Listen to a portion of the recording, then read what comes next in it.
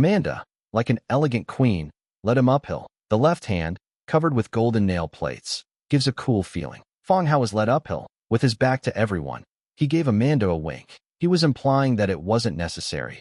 He was just going through the motions, and that the person handling it could manage on their own. Amanda, however, seemed not to notice and led him to the throne. He gestured for him to sit down. The two men were seated side by side, giving the impression of two emperors ruling the same court. Wait until Fang Hao sits down. Amanda stood to the side and delivered a passionate speech. This is to express my gratitude to Fang Hao and to the Kingdom of Restoration. Fang Hao, on the other hand, maintained a smile, as if to say, "That's very well said, and it represents my thoughts." After Amanda finished speaking, Fang Hao also stood up, gave a brief explanation, and then moved on to the next part of the activity. Commendation meeting. Since those involved in the battle were all Fang Hao generals and transmigrators from the territory, the commendation ceremony was led by Fang Hao. The opening remarks were brief, and then we got straight to the point. The generals who commanded effectively in this battle, as well as the soldiers who performed bravely, were commended. This battle, though Amanda's war to restore her kingdom, was also a war to expand her territory. Amanda, as the overall commander of this operation, deserves recognition. In particular, he demonstrated strong command abilities in this battle. They took over Blackhorn City in a near blitzkrieg style. Fang Hao announced loudly, "Amanda, as the one who made the greatest contribution, will officially take over all management and planning matters of Otis' Great Necropolis, and will be rewarded with 10,000 Warfire coins, purple, 300 Temple Guard sets, control of the remaining land armies, and subsequent support for the main city and the region." Amanda stood up, bowed, and said, "Thank you, sir. The reward is 10,000 Warfire coins and 300 pieces of purple armor." There is no appeal to Amanda. This was just a common reward for generals in the past. It was something everyone received. The amount of gold she can control is more than this. What she cared about most was that Fang Hao acknowledged her status. Meanwhile, the remaining land army gained control. The remaining land forces number in the millions. It was also a very large army, which played a crucial role in consolidating her power and strengthening the borders. Without these troops, she wouldn't be able to control such a large territory. Then came the funding for this region. This country has been basically ruined by Otis. Recovery would require a significant amount of money and time. She also needs Fang Hao's support in this regard, to help her quickly regain her vitality within the country. After rewarding Amanda, Fang Hao continued to reward the heroes who participated in the war. It still uses the Warfire coin, along with rewards related to equipment and living conditions. After all, Undead hero, living in the main city, lacks nothing. Warfire coins, they can use to buy some items. The heroes had finished receiving their rewards. The transmigrators below started to get a little excited. "It's our turn, it's our turn. Buddha, I want Bone Dragon, I want Bone Dragon. Give me a hero, I want a hero. Give me Warfire coins, I'll buy them myself from Merchant Alliance. I want Amanda. I want to be the queen's lover." Holy crap. Everyone was stunned and exclaimed in surprise. Everyone knows Amanda is a ghost, but this person doesn't even spare ghosts. After the heroes were rewarded, Fang Hao's gaze fell on the transmigrators below. I recalled the rewards given to transmigrators in previous battles. He began. The transmigrators played a crucial role in this battle, each receiving 1,000 Warfire coins, 10 pieces of purple armor, and command of 20,000 undead skeletons. Upon hearing about the reward, the transmigrators started discussing it again. There is no Bone Dragon, nor any hero, but there is still purple, equipment, and command of 20,000 undead. It's still exciting. Currently, in the channel, green equipment is the mainstream equipment. Blue equipment represents a high-level equipment. Purple, once an item appears, it's considered a divine artifact, drawing envious comments from the channel. Moreover, they're giving away 10 sets at once. If a set contains 4 pieces, then there are 40 pieces in total. That's it. There is also command over 20,000 undead. This skeleton that neither eats nor drinks and only knows how to fight is simply the perfect troop type. After clearing out the bandits and driving away the wild beasts, we can sweep through the land on our own. It also provides a safety guarantee for oneself. Mainly, they didn't do much on this trip. They just spent more than half a month traveling by carriage. I watched a battle between the undead. Then I stood there waiting for the reward. No wonder those who had participated in the battle before were still vying to join again. Farming equipment here is much safer and easier than farming monsters. Although it seems that none of them have obtained the Bone Dragon hero, I'm still quite satisfied. As for the Queen's male favorites, there's still plenty of time. We can try to win them over gradually. Not necessarily.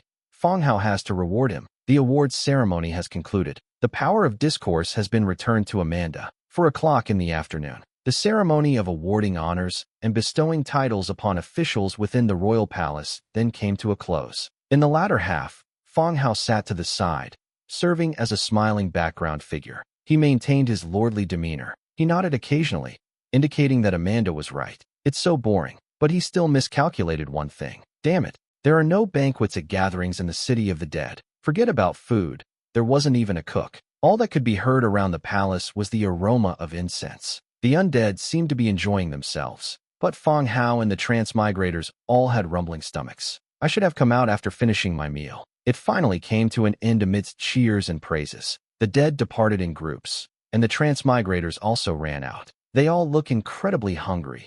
Finally, they can go out for a meal. Inside the royal palace hall, it fell silent instantly. Fang Hao and Amanda chatted for a few minutes. He then sat directly on Amanda's throne. The system notification appeared instantly. Blackhorn City has become your subordinate city. You can rename the city here. You have control over 22 subordinate cities and 72 camps. It must be said that the land of the Otis Great Necropolis is much larger than the Boffing Mountain of the dwarves. Although the population has been reduced by Otis and the bone tax in recent years, there are not many people left. But the cities and towns still exist. Let's recover slowly. If all else fails, we can accept some immigrants to increase the population of the land. Amanda, my lord, Amanda replied. Fang Hao asked, what do you plan to name this city? After all, it was managed by Amanda, and it was a war to restore the nation. We should ask for her opinion on the name. After all, he doesn't care what name he's called. Amanda answered directly, Upper St. Golden City. It seems that the former Kingdom of Anglianel was indeed quite powerful. Not only is the land area large, but the name of the main city also contains the word Shang, which sounds quite prestigious. Come to think of it, Amanda is, after all, a dark gold level hero. The area where they are stationed will naturally not be weak. Fang Hao nodded and filled in Upper St. Golden City in the rename field. Blackhorn City, changed to Upper St. Golden City. Confirm the change. Confirm. Change successful. Upper St. Golden City. City tier, level 15 original city. Attributes, mining/planting plus 30%. Smelting/forging plus 25%. Undead conversion speed plus 25%. Human reproduction plus 25%. Description, a city with attributes that can bring various beneficial effects, accelerating the city's construction and development. A level 15 native city. It belongs to the same level of city as the dwarves' Grey Iron City and the humans' Silverwing City. However, now the city wall on 3 sides of Golden City has collapsed. Scattered bones were everywhere. Skeleton soldiers are cleaning up, carrying the bones out of the city and throwing them into prepared pits. In addition to bonuses for planting, gathering, and smelting, the city attributes also provide bonuses for the reproduction of the undead and humans. This involves accelerating both the rate of reproduction and the rate of transformation. That's really quite efficient. Unlock blueprints. Court of Justice, Incense Workshop, Temple of the Dead, Wild Mausoleum, Wailing Ghost Mansion. The number of blueprints unlocked is quite substantial. Law firm. Category, special buildings. Ability, law. You can revise the law to suit your own taste. Description, laws can be amended to serve as standards and criteria within the territory, and all cities within the territory will uniformly implement them. Buildings required.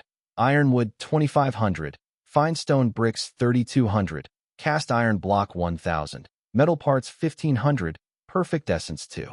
The buildings of the courthouse are more like a research institute for dwarves. It is a highly targeted organization. The Dwarf Research Institute is where dwarves are recruited to research equipment within the buildings. The bar courts also hire people to revise the laws. Once the law is enacted, the territory will have a standard for judgment. At that time, government offices can also be established in each subordinate city to handle crimes and disputes. Increase public security in various regions. Amanda's situation is quite unique.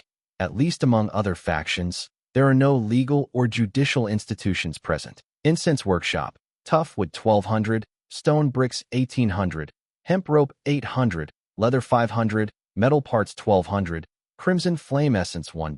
Temple of Death, tough wood 1500, fine stone bricks 2000, cast iron block 1200, metal parts 800, shadow stone 5, traces of death 3, traces of divinity 1. Fang Hao opened both blueprints and glanced at them. Incense Workshop is a workshop that makes various kinds of incense. Incense, like the concentration incense, is a very popular item in the city of the dead. Just like drinking alcohol, it's not a necessity, but many people are still enthusiastic about it. The Temple of Death is a dedicated temple for placing the god of the undead, and it is very common in Undead faction. But it wasn't of much use to Fang Hao, since he had the pantheon in his own territory, where the god of the undead was also worshipped. As Fang Hao continued looking ahead, a sudden surge of joy filled his heart. Barracks Blueprint, Wild Mausoleum, Orange. Category, Special Buildings. Recruitment, Bone Giant. Construction requirements, 5,300 tough wood, 8,500 stone bricks, 3,500 iron, 1,500 cast iron blocks, 15 traces of death, 10 shadow stone. Description, Ancient spirits lost in the wilderness. Orange Barracks Blueprint. This is truly an unexpected delight. For the transmigrators, heroes and special barracks are what everyone strives for. Anyone who says in the channel that they have a hero or that they have obtained a special barracks blueprint will be banned. Then, the title of Big Shot will automatically fall on your head. I can't even pick it off. Previously, the only orange in the territory barracks are ancient burial pits that recruit Nisbet. Now there's finally a second orange barracks blueprint. Fang Hao did not participate in last night's battle and did not see Bone Giant. All I can do is guess. Bone Giant, a massive skeleton. Given the word giant, its size must be at least as large as a troll. Otherwise, it would be called a bone giant, not a giant. I'm a little excited, and I even want to build the buildings right now and see the orange. What does a troop type look like? Is it fierce or not? But now is not the time. I haven't finished reading the blueprint yet, and there are still treasure chests to open. Suppressing my joy, I continued examining the last blueprint. Then, my heart skipped a beat again. Wailing Ghost Mansion, purple. Category, Special Buildings. Recruitment, Soul Coffin. Construction requirements, 2,200 tough wood, 5,000 stone bricks, 1,500 iron, 800 cast iron blocks, 8 traces of death for shadow stones. Description, a stone coffin engraved with vicious curses, imprisoning tormented souls. When the soul coffin is opened, piercing wails will fill the entire battlefield. Another purple barracks blueprint. Blackhorn City is really a great place. I should have attacked here earlier and unlocked these blueprints. The recruited troop type is called Soul Coffin, which, according to the description, seems to be a troop type related to coffins and souls. In short, the blueprints obtained after conquering the city were quite substantial. Barracks for orange and purple can further enhance the strength of a territory. He closed the Lord's book with satisfaction. Fang Hao's face was full of smiles. I wasn't hungry anymore. I just felt that this place was really nice. Looking at Amanda beside him, Fang Hao asked softly, "Amanda, are there officials in this bar court who specialize in revising laws?" Last time, after capturing Grey Iron City, the dwarves in the Research Institute were unaffected. So, there should be some relevant staff members in the courts here. Amanda shook her head. This morning, I looked at the buildings in the city. The courthouse has been closed for a long time, and there are no staff members around. During Otis's reign, all these procedures that complicated the rules were abolished. The buildings have long been abandoned, but they have not been demolished. Not to mention, there were also officials who drafted the laws among them. Fang Hao nodded and continued. Yes, I plan to rebuild the court. When that happens, you can send someone over to work together to formulate a set of laws suitable for the development of the territory. Yes, sir. Amanda immediately agreed. Establishing unified laws would benefit the entire territory. Then, the two talked about future developments. There are two problems that need to be solved. One is the Golden City, and the other destroyed cities are rebuilt. The second issue is the problem of population shortage. The first problem was easy to solve. The two discussed it, and then, the plan was then finalized. Fang Hao will deploy troops and various resources to help Amanda rebuild the city. In terms of the number of available laborers, restoring the city is not difficult. Secondly, the main problem is the lack of population. 9 out of 10 villages within the territory are deserted, their inhabitants captured by Otis and transformed into undead. The ordinary people who are transformed are those who lack wisdom. Even those without intelligence were almost entirely wiped out in the Great War. It can be said that to restore the population to the level it once was during the Kingdom of Anglener, it would be extremely difficult. It would take hundreds of years for existing humans to recover if they did nothing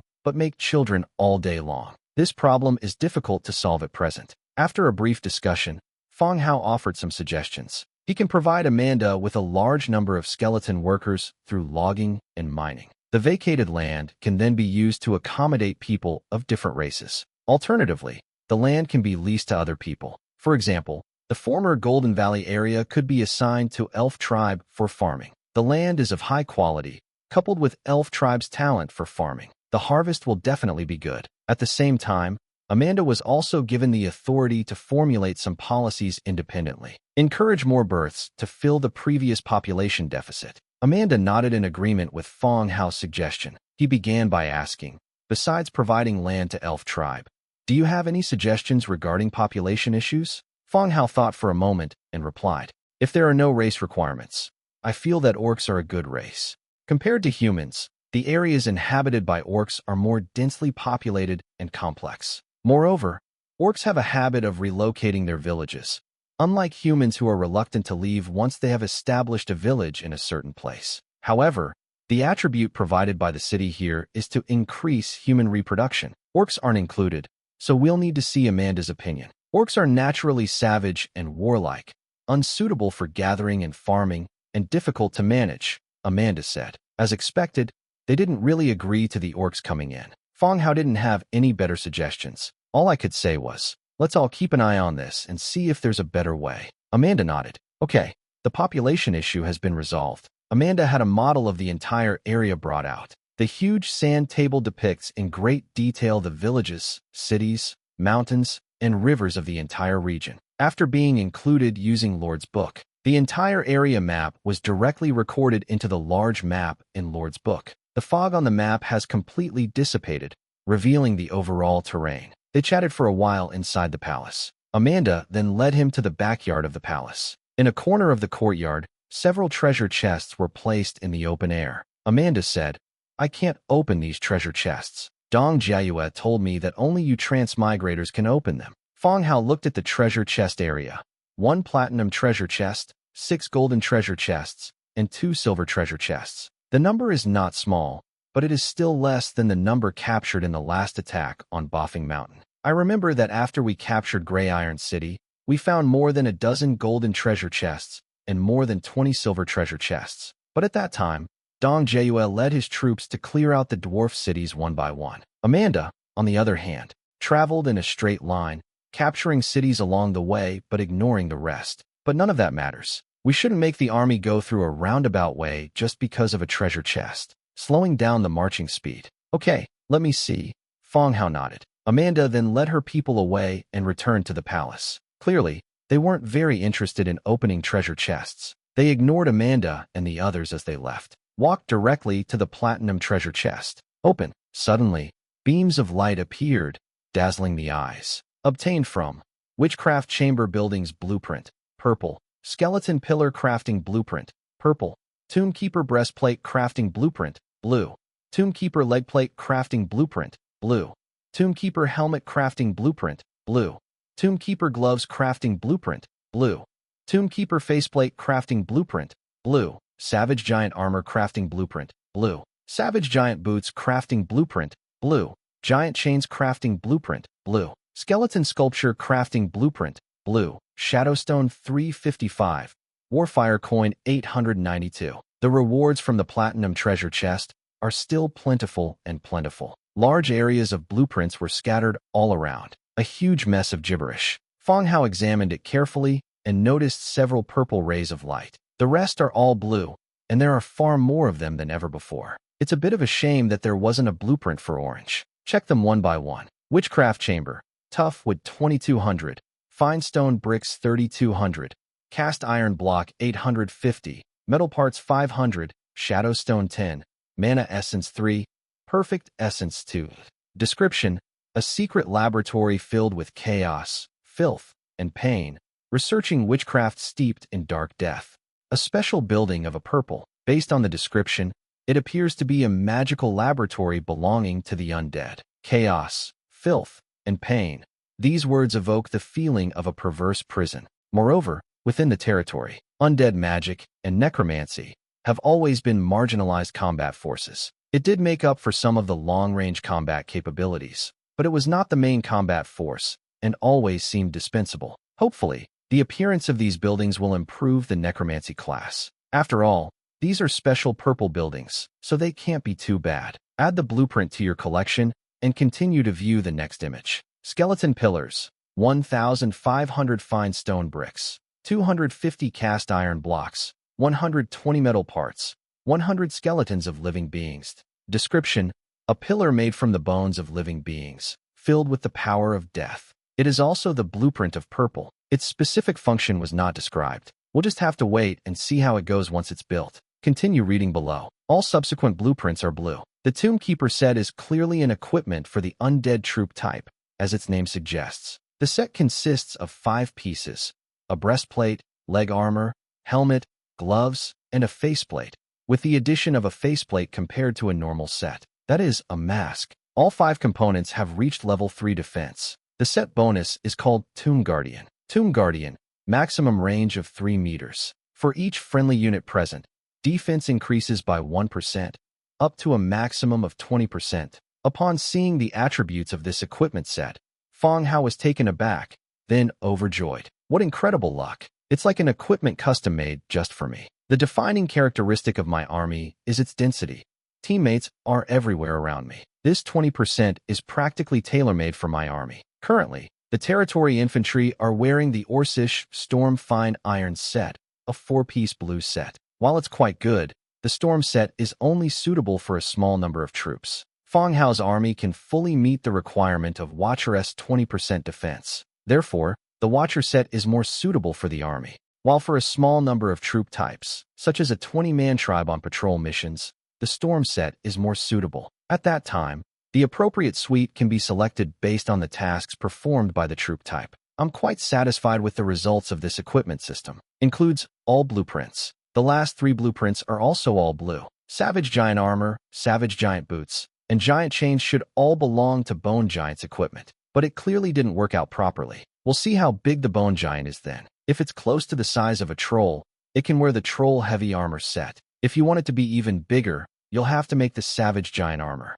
The final skeleton sculpture blueprint belongs to the miscellaneous blueprint category. It's neither equipment nor buildings. It's just a regular sculpture without any added attributes. Moreover, judging from the name, it belongs to the category of sculptures depicting the dead. From our own perspective, or from the perspective of most races, we still cannot accept this kind of bone sculpture. Everything was included. The blueprint transformed into beams of light and entered the Lord's book. Fang Hao continued to focus his gaze on the gold and silver treasure chest beside him. Although it's far inferior to platinum, it can sometimes yield some good items. 6 pieces of gold and 2 pieces of silver were opened one after another. Obtained: Blueprint Crafting Tool for Tortoise Shell Heavy Shield, Blueprint Crafting Tool for Fine Iron Leatherworking Knife, Forest Hanging Sign *1, Concentration Incense *5, Golden Bone Chain *1, Shadowstone 85, Warfire Coin 198.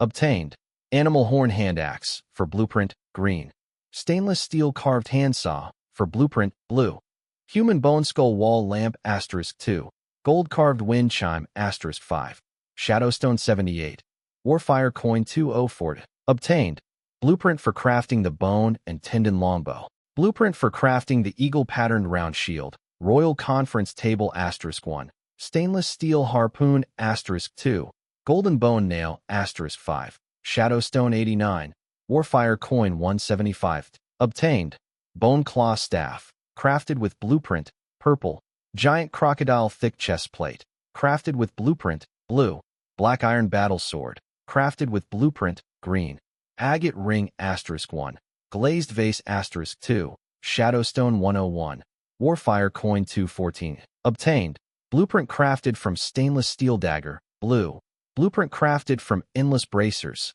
Green, Pure Magic Powder *5, Bone Carving *2, Gilded Open Vase * 2, Shadowstone 99, Warfire Coin 203. Obtained. Quadruped Organ Jar, purple. Thick Feather Helmet, blue. Undead Rib Pendant * 1, Gold Tooth Orb * 1, Shadowstone 101, Warfire Coin 188. Received. Goat Hide Shield, for blueprint, green. Carved Stone Coffin, for blueprint, green. Wooden Tower * 1, Shadowstone 35, Warfire Coin 67. Obtained. Wild Boar Leather Gauntlets, for blueprint, green. White Feather Oak Stone Blade, for blueprint, green.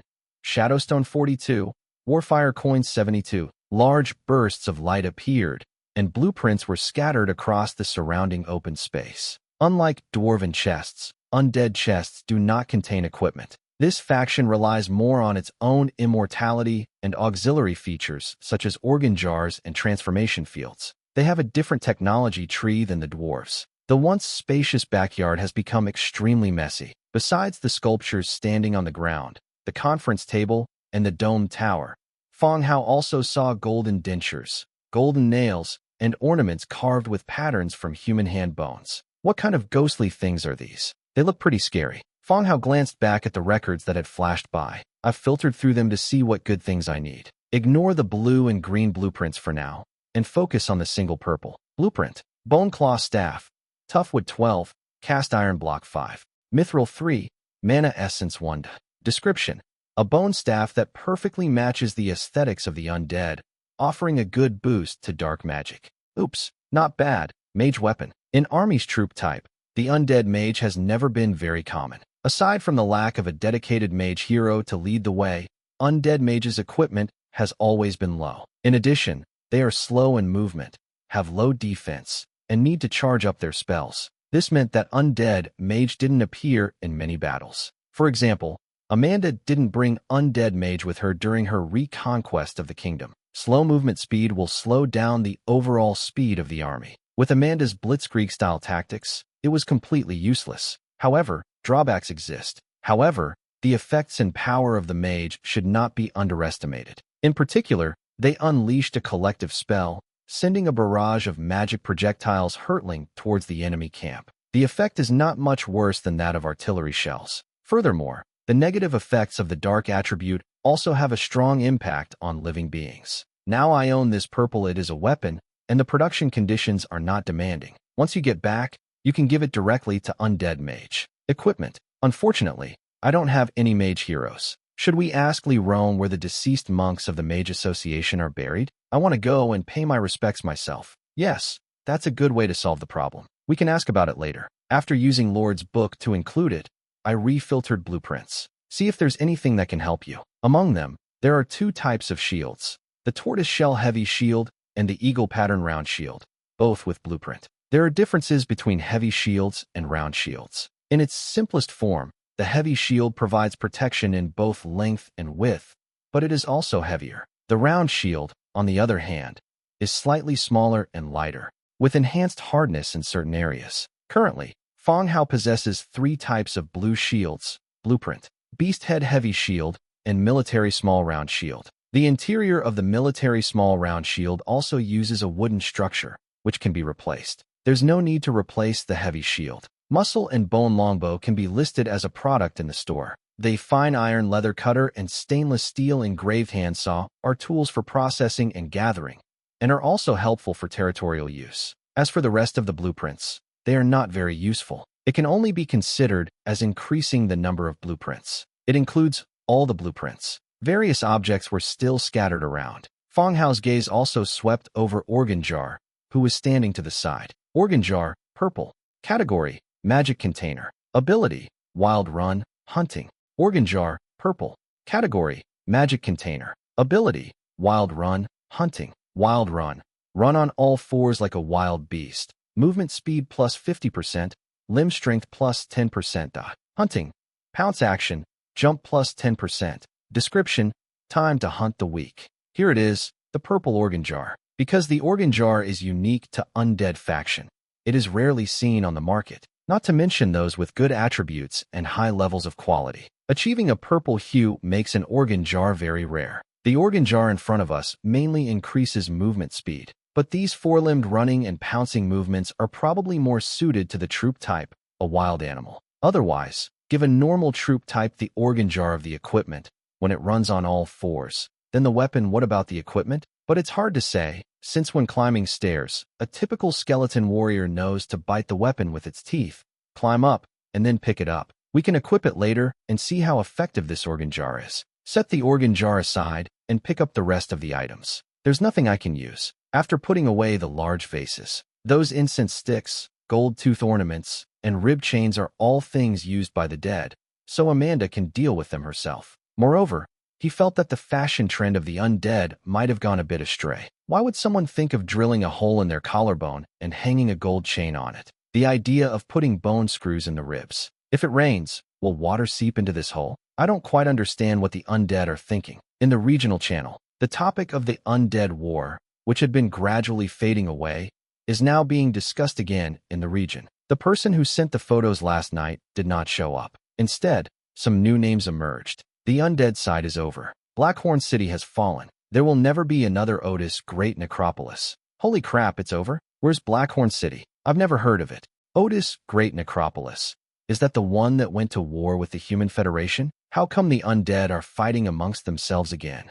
Did the attacking side win? Who was the leader of the attacking side? Otis, I know him, King Otis, the leader of the entire necropolis, a very powerful person. TCH, you little piece of trash, a 5th order orange troop type, and we crushed you. You're just bragging. Orange tier 5 is trash. You've got quite the nerve. It's really rubbish. It even extinguished Soulfire. I have pictures of Otis here. Pictures. Damn, which alliance are you from? You're so ruthless, directly taking over regional territories. Yeah, what alliance is it? Do they need more members? I want to join too. Hey, you who just posted the picture, don't play dead. Which alliance are you from? Tell us. The transmigrators, having eaten and drunk their fill, have time to show off their battle results on the channel. Although whether Otis lives or dies is none of their business, it doesn't stop them from making their presence felt in the channel. It's quite an accomplishment to be called awesome or 666 by others. But everyone also kept Dong Jieyue's instructions in mind.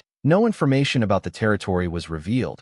The most important thing is Fang Hao. People aren't stupid, who would challenge the internal rules just to brag. Those who weren't smart enough were eliminated in various ways in the early days after they were transported here. They were chatting enthusiastically. The door was then pushed open with a bang. Dong Jieyue walked straight in. Upon seeing Dong Jieyue, everyone stood up and, regardless of age, greeted her, Sister Jieyue.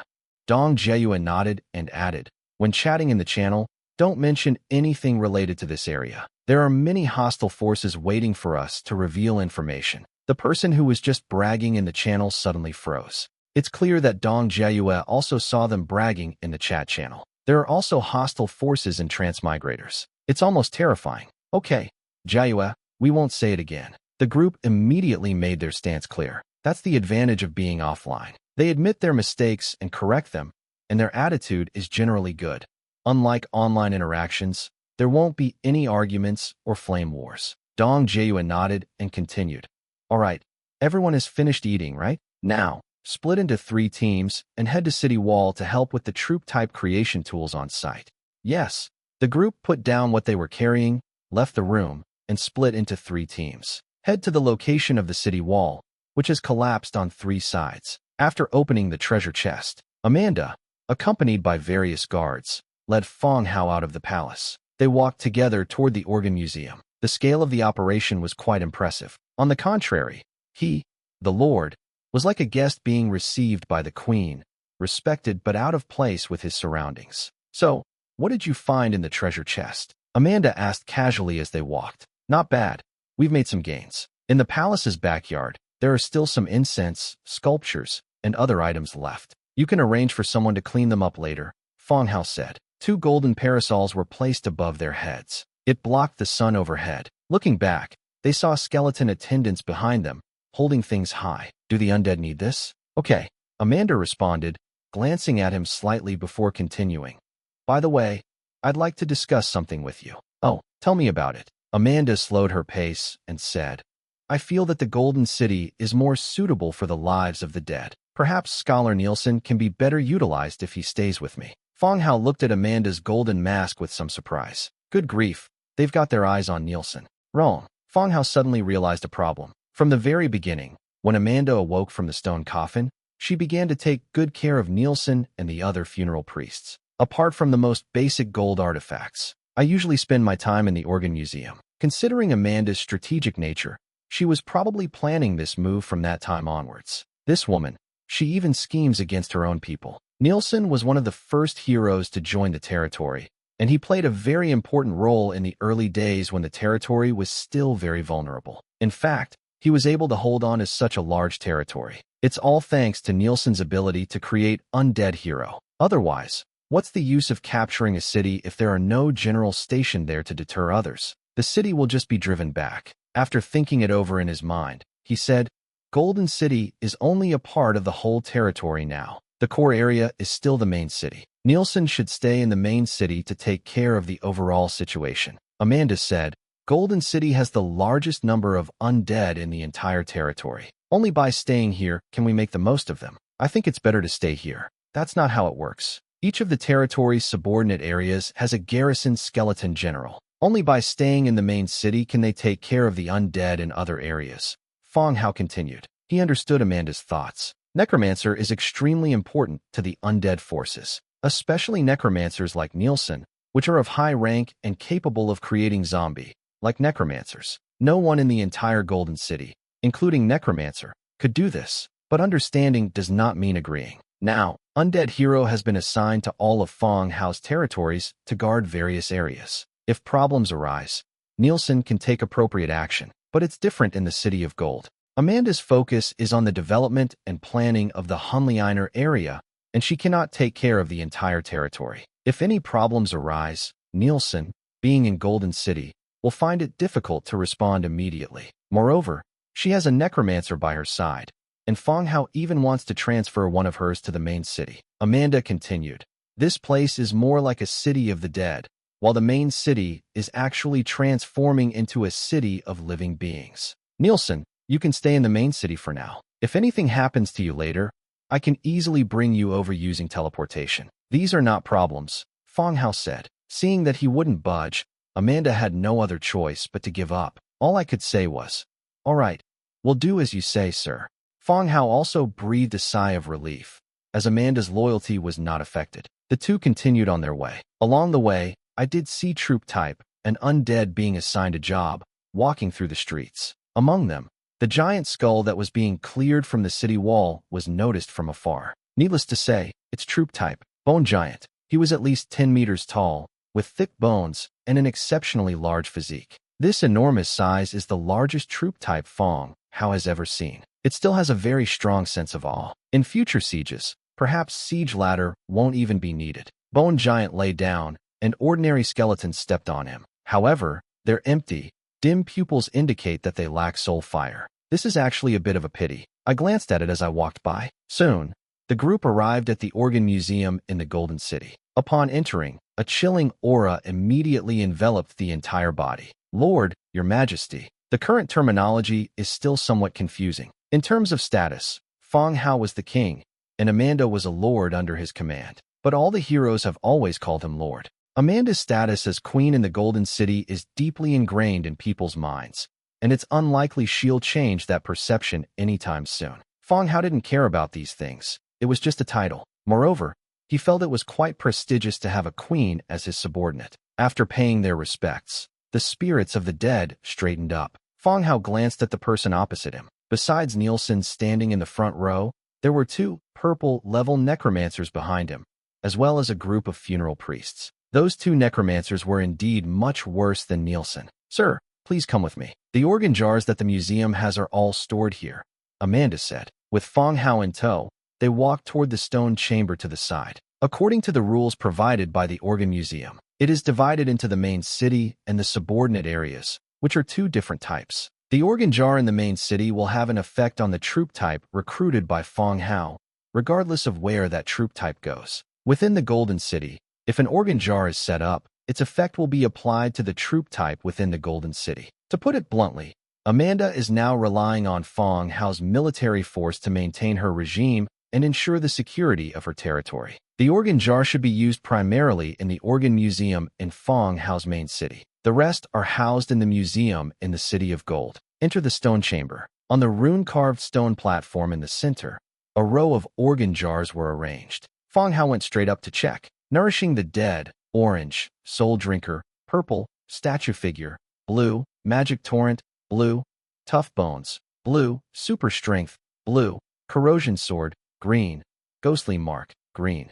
There are quite a few organ jars, especially the first two. One is orange, and the other is purple. It was still wrapped in leather, apparently to prevent it from getting bumped or knocked over. Without much hesitation, Fang Hao stepped forward to check the attributes. Organ jar, orange.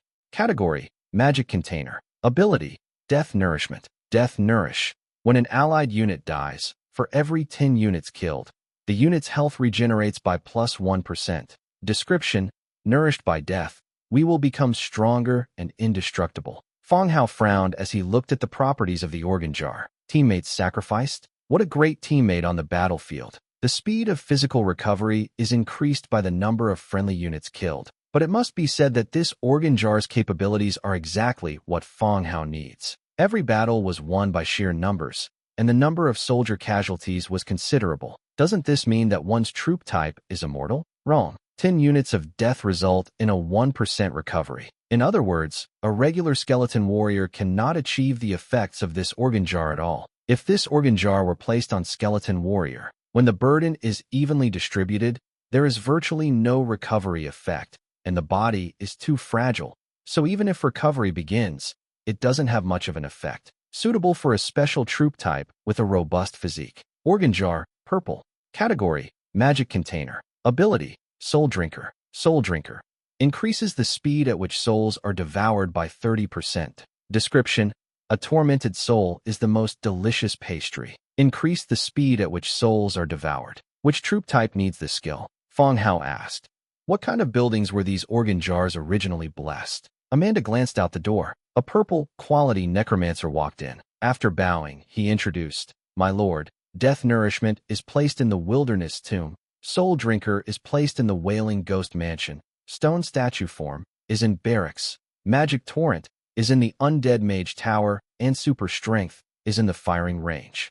With this explanation, Fang Hao understands much better. The original organ jars were designed based on the characteristics of the factions, which saved Fang Hao from having to rack his brains to come up with new ones. With a wave of his hand, he stored all the organ jars into the storage space. Once we return to the main city, we'll bless the remaining organ jars, and then send the rest back to Amanda. Anyway, he has teleportation, so it's not a hassle. Amanda and I walked out of the organ museum together. After that, Amanda accompanied Fang Hao on a tour of the city's buildings. He met with several important officials in the city. It wasn't until nightfall that Fang Hao returned to the main city with Dimitrika. Night fell. Lysis. After a long day, Rebecca dragged her tired body back to her bedroom. Since forging an alliance with the vampires, things have suddenly become much busier in Lysis City. The Parliament has dispatched several investigation teams to investigate this area. This was to confirm Rebecca's loyalty to the Human Federation and to Parliament.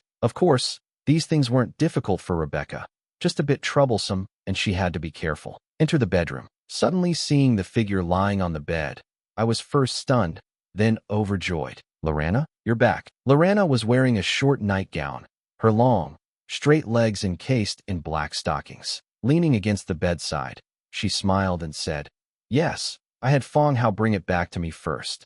As he spoke, he patted the spot next to him. The moonlight was soft and dim. On a soft bed with pale blue curtains, two women, different in temperament, but equally beautiful and charming, chatted in hushed tones. It gleams under the light. Rebecca blushed slightly, grabbed the other person's hand, and said, You still haven't told me how things are going in Blackhorn City.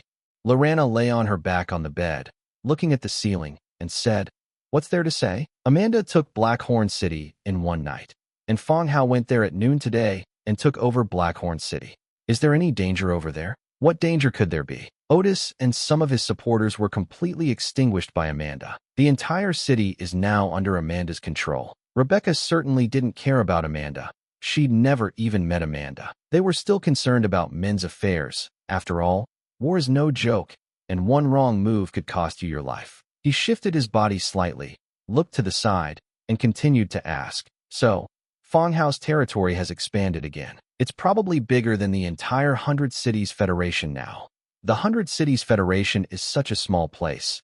How can it compare to his territory? It's incomparable now." Lorana also turned to look at him, and the two looked at each other. Rebecca looked at her and tentatively said, "I suddenly realized that Fang Hao is quite good. His character and personality are quite suitable as a partner." Lorana was taken aback and said in surprise, "I've noticed something's off about you lately, and sure enough, there's something wrong."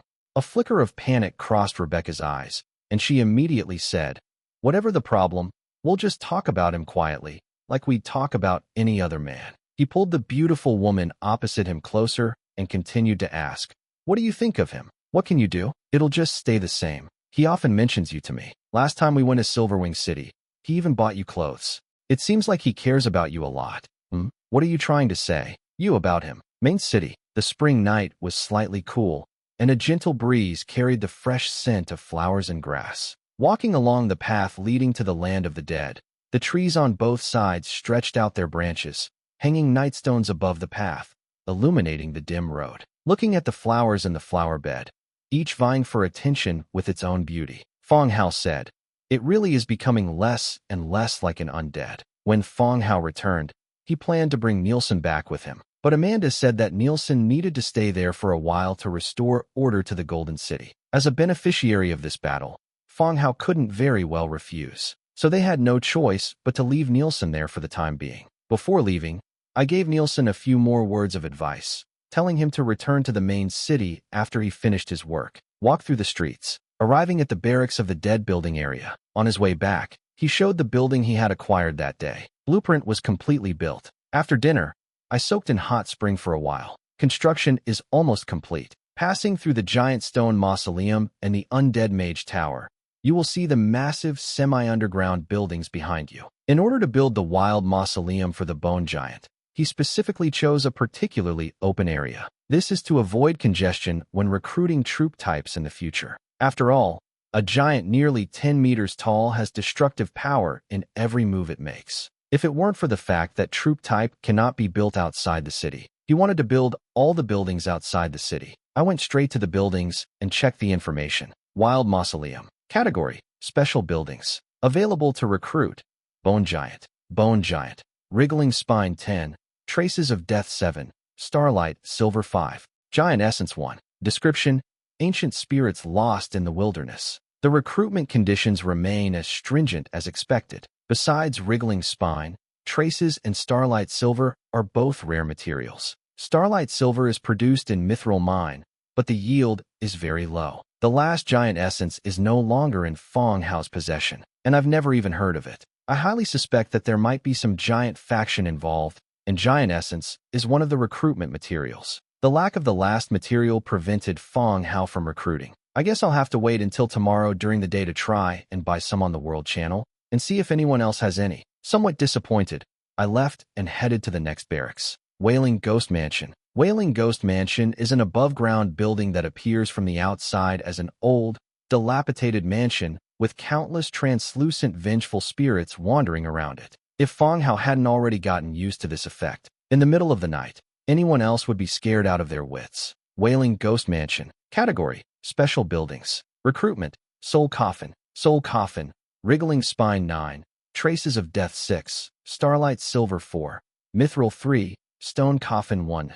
Description: A stone coffin engraved with vicious curses, imprisoning tormented souls. When the soul coffin is opened, piercing wails will fill the entire battlefield. This time, there are more requirements for recruitment. Mithril and Stone Coffin have also been added. Fortunately, I got a green card when I opened the treasure chest today. Blueprint of a Stone Coffin. In the open space nearby, find the blueprint for the stone coffin. After crafting 101 heavy stone coffins, the recruitment requirements for a soul coffin were met. Return to the buildings. Set the recruitment limit to 1. Recruitment confirmed. Hundredfold amplification triggered. Recruiting soul coffin 101. In an instant, 101 beams of light appeared, and the soul coffin materialized in the open space around them. Soul coffin still features a skull design. Its size was similar to that of a troll, and a tattered burlap scarf was draped over its shoulders, fluttering in the wind. He was holding a huge stone coffin in front of him. It still looks a bit scary. Soul coffin, 9th order troop type. Racial traits: undead, hollow skeleton, light weakness, soul coffin. Skill: soul binding. Fixed skill: intermediate magic mastery. Soul coffin. When the soul coffin is damaged, the unit enters an unstable state. When completely destroyed, the unit dies. Binding souls. The souls of any living beings who die within a 10-meter radius of this unit will be bound and transformed into vengeful spirits to re-enter the battlefield. Description: when the stone coffin is opened, dazzling light will illuminate the entire battlefield, and countless wronged souls will break free from their restraints, rushing towards the living beings to reap their lives. Goodness, just one skill. There is only one skill: soul binding, which is the skill that absorbs souls and allows ghosts to enter the battlefield through the transformation field. He can't do anything else. The undead binding skill, when used well, can be very useful on the battlefield. If used improperly, this troop type is useless. It's not very useful anymore. Furthermore, there is the soul coffin effect among the racial traits. When the soul coffin is damaged, the troop type will become unstable, and complete damage means the troop type is dead. In other words, stone coffin is the core of this troop type, and the skeleton, which is almost the size of a troll, is more like a puppet controlled by stone coffin. Having satisfied his curiosity, Fang Hao said directly, "Go to Hidden Arms Cave outside the city and wait for orders. I'll assign you work tomorrow." Soul coffin does have soul fire, but the soul fire is a pale color, not a deep blue. The soul coffins bowed slightly, then turned and walked out. After watching both barracks, Fang Hao continued on to the next location. Skeleton Pillar. Category: Special Buildings. Effect: Undead Loyalty +5, Movement Speed +5%. Description: buildings that embody the faith of the dead. Rather than buildings, they are more like totems. A massive stone pillar carved with various symbols and patterns of the dead. It is about 6 meters wide and tall enough for an adult to hug. The results were good. Aside from the 5% movement speed bonus, those 5 loyalty points are actually even more valuable. Moreover, it's a forced edition, making it no less than a divine artifact. The final buildings. Witchcraft Chamber. Category: Special Buildings. Effect: Witchcraft Experiment. Witchcraft Experiment grants units necromancy, which can be upgraded through deduction, can be deduced as Bone Manipulation Technique, Divine Descent. Bone Manipulation Technique. Shadowstone 5, Mana Essence 1, Skeleton Soldiers 5, Warfire Coin 100. Divine Descent. Shadowstone 35, Mana Essence 10, Skeleton Soldiers 100, Warfire Coin 2000. Description: a secret laboratory filled with chaos, filth, and pain, researching magic rife with death.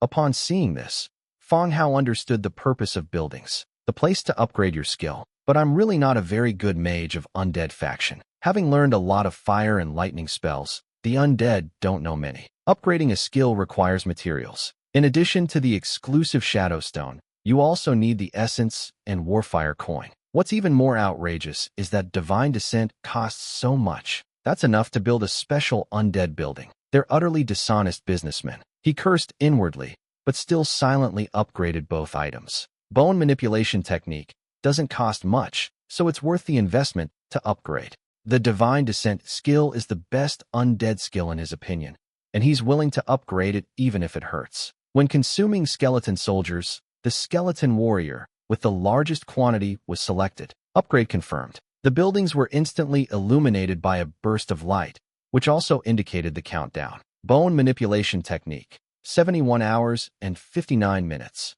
Divine Descent. 119 hours and 59 minutes. I've looked at all the buildings. It was already past 11 p.m. He yawned twice and started walking back. He had only gone halfway when the system notification made him pause. Lonely Night's Beauty. Lorana and Tobias increases your loyalty by 2 points. Current loyalty 82.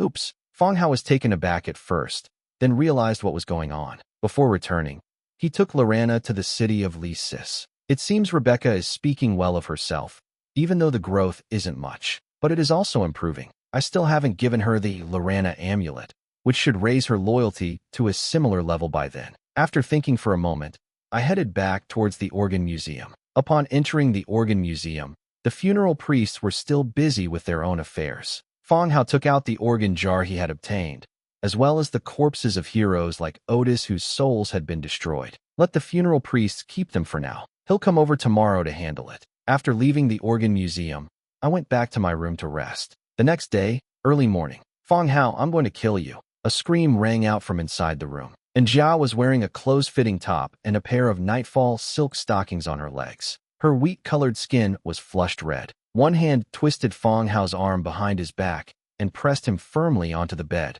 With her other hand, she was cursing and pulling his hair. Meanwhile, Er had already put on her dress and was tidying her hair at the dressing table. She kept glancing back, afraid that Jia might hit her too hard and really hurt her delicate owner. Jia, I was wrong. Didn't we agree on this? You can't blame me. Pressed down on the bed, Fang Hao turned his head to explain. He kept giving Er meaningful glances. Er, however, smiled broadly and, seeing that Jia hadn't used excessive force, didn't try to stop her. I just watched for a while. He whispered a warning to Jia not to break it, then went out to prepare breakfast. Then came the sound of the door closing. A brief silence fell over the room, followed by another sound of embarrassment and anger. Are you a mudfish? Why are you crawling everywhere? I'll kill you. My skin is tough now, but it got hammered like that and my hair was pulled. It still hurts a bit. Okay.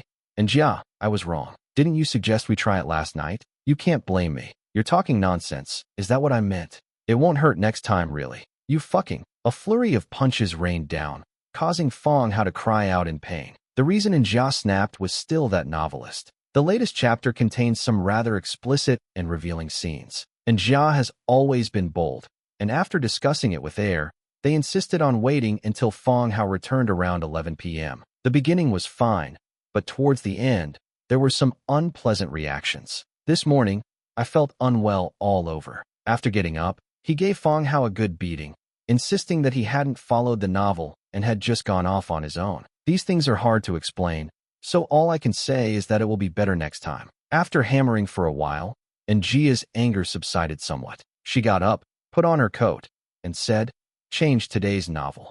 Fang Hao sat up and said, "The author hasn't updated yet." The two left the room and went downstairs for dinner. Xiao Bai, who also came downstairs, kept asking about what happened last night, his face full of curiosity. "I've had breakfast." Fang Hao went directly to the organ museum. Have funeral priest bring out all the organ jars that were delivered last night. First, place the two organ jars, Death Nourishment and Soul Drinker, into the slots of the two buildings, Wild Mausoleum I and Wailing Ghost Mansion O, respectively. Then, start comparing the remaining organ jars. A row of funeral priests stood at the back, holding organ jars. Fang Hao then began with the existing organ jar. Apart from the Death Nourishment and Soul Drinker that were just placed in, the main city already has 5 organ jars. Power of Thunder is dark gold, while Mana Blessing and Slaughter Mastery are orange. Lightning Hand Speed is purple, while the original Revival was of slightly lower quality, being blue. I compared the quality and the added attributes. It seems that they are all more suitable for the characteristics of the troop type than the organ jar behind them. There is no need to replace it. Only the positions for the organ jar and the cavalry corridor of the Dead Oi buildings are vacant. The undead cavalry isn't really that useful in Fang Hao's hands. In the early stages of its development, cavalry was tasked with exploration and patrol. But later, the patrol duties were also taken over by ordinary undead, and the undead cavalry became completely useless. During Legion battles, approximately 10,000 people are typically recruited. They were mainly used for escorting travelers and were rarely used on the main battlefield. I picked through the organ jars I brought back. First, I tested the organ jar effect of Purple Wild Run. It does increase movement speed, but the attack method changes from cavalry's slash to skeleton horse's pounce. If you charge right up to your target, it's fine if the horse's hooves trample you to death. Otherwise, it's a wasted charge. Fang Hao has moved Wild Run from cavalry. It was taken off the buildings. Finally, I chose the statue figure, Blue, Organ Jar. Organ Jar. Category, Magic Container. Ability, Petrification. Petrification, bones petrify, reducing physical damage taken by 10%. Description, natural stone armor. Once the organ jar takes effect, it will affect both the skeleton horse and the cavalry sitting on it. The surface of the bones was covered with a layer of stone spots. It doesn't look very aesthetically pleasing, but the effect is still quite good. Once the organ jar was determined, the remaining organ jars, including Purple's Wild Run, were all directly exchanged through the channel to Dong Jiyue, who remained in Golden City. Tell her to give these organ jars to Amanda. After all, the Golden City also has undead troop types, which require the support of the organ jar. After leaving the organ museum, Fang Hao went outside the city again to discuss patrol arrangements for the surrounding area.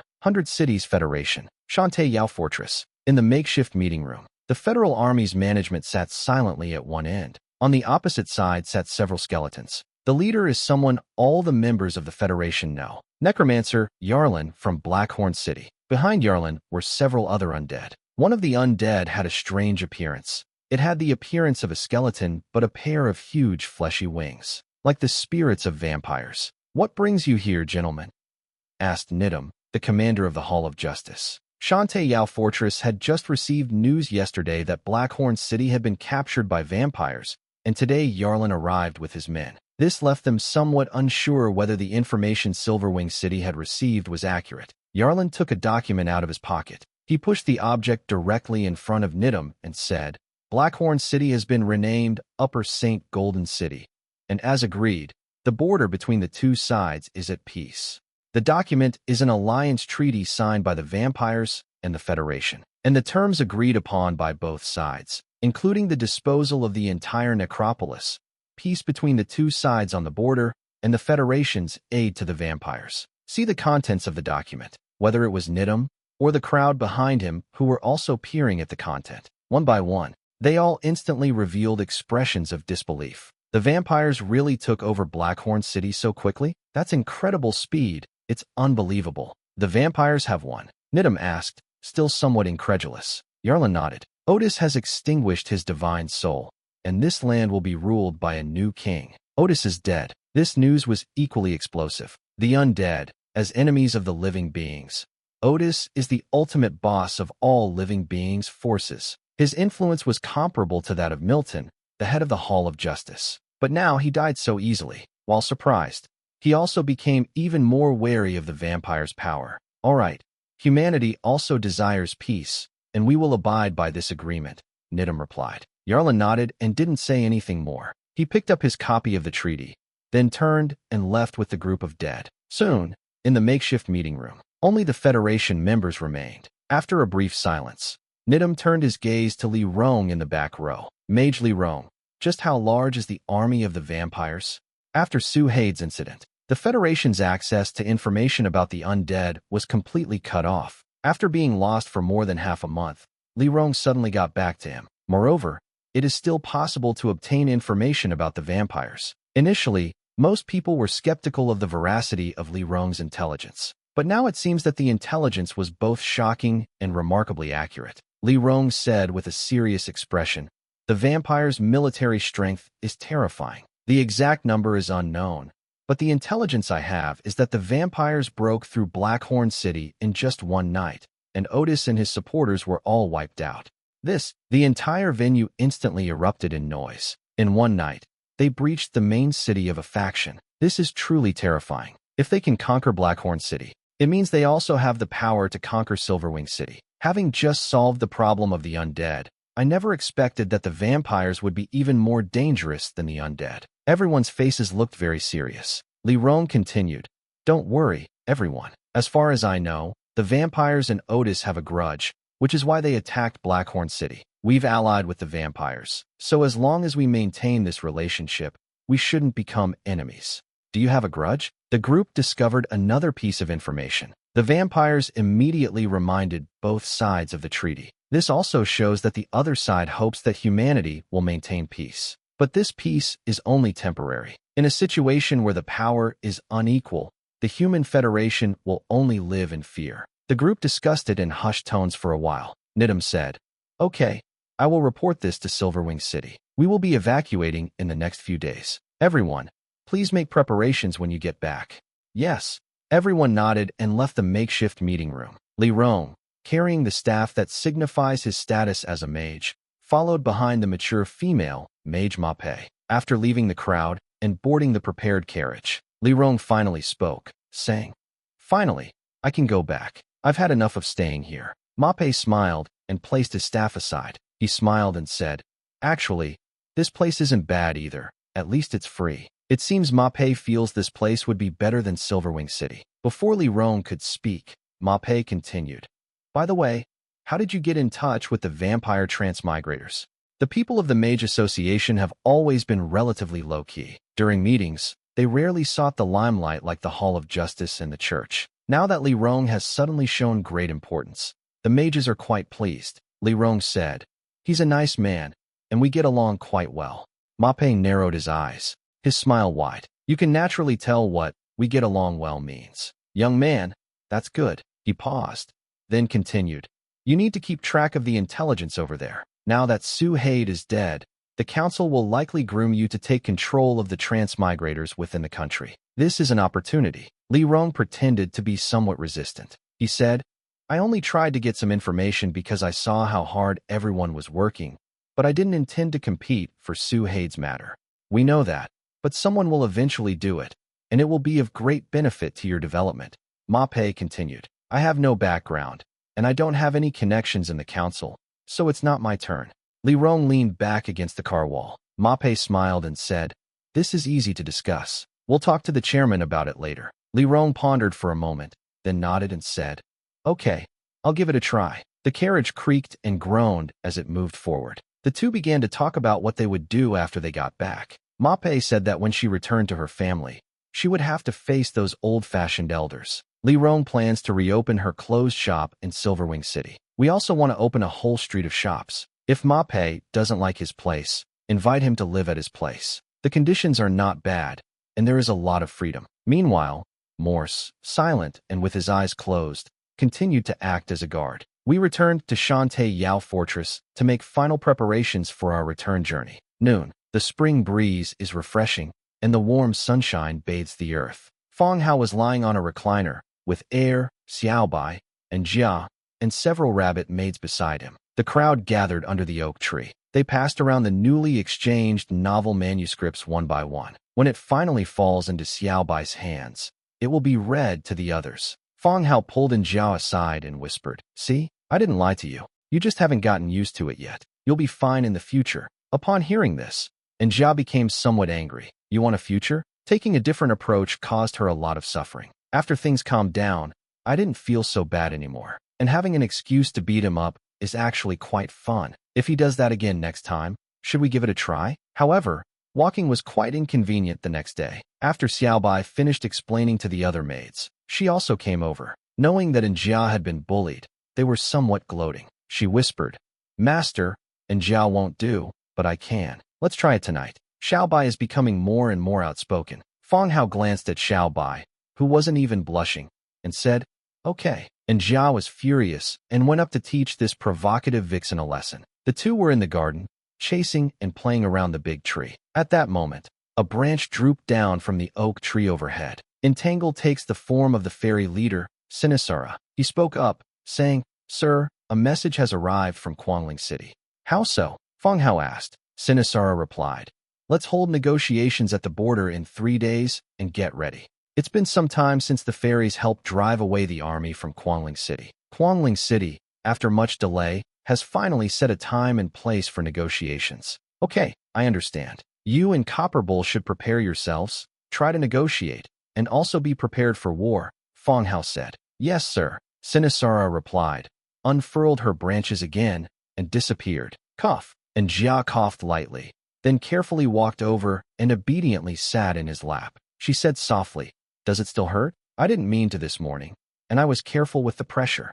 She even rubbed his arm with her hand. Fang Hao almost laughed out loud at her words. And Jia isn't actually that old, but this world forces everyone to grow up. It hurts, of course it hurts, Fang Hao said, feigning anger. Let me rub it for you. And Jia immediately rubbed the areas that had been heavily hammered. Then he added, you promised to send me during the negotiations, haven't you forgotten? Fang Hao looked up and said, you pulled my hair this morning and told me not to go. Upon hearing this, Jia immediately became anxious. No, I didn't use any force. Seeing that Jia was really anxious, Fang Hao decided not to tease her anymore and said, I'll let you go, but how will you compensate me? Jia blushed and fidgeted. It floated in my ear and whispered a few words. Fang Hao patted her pert buttocks and said, "You said it. You can't get angry afterwards, and you can't pull my hair." Okay. After thinking it over carefully, Fang Hao said, "You have 2 more days. Make preparations in case there is any danger." "Prepare what?" And Jia asked in return. "Have Du Jin buy you a teleportation scroll, with a soft armor underneath, and bring a few bottles of potions," Fang Hao said as he thought. "And Jia is just a blue hero, and he belongs to the fighting genre. There is danger, and it is difficult to evacuate immediately. Therefore, it's still important to pay attention to safety. Am I going to sell goods or negotiate? Bringing so much stuff, won't people laugh at me?" And Jia interrupted him. "For safety reasons." In the afternoon, Fang Hao took in Jia to Du Jin's place. Asked Du Jin to prepare some tools for dealing with emergencies for Jia in the next 2 days. It was getting close to evening. News suddenly arrived from the city of Lisis. Ask Fang Hao to go over there.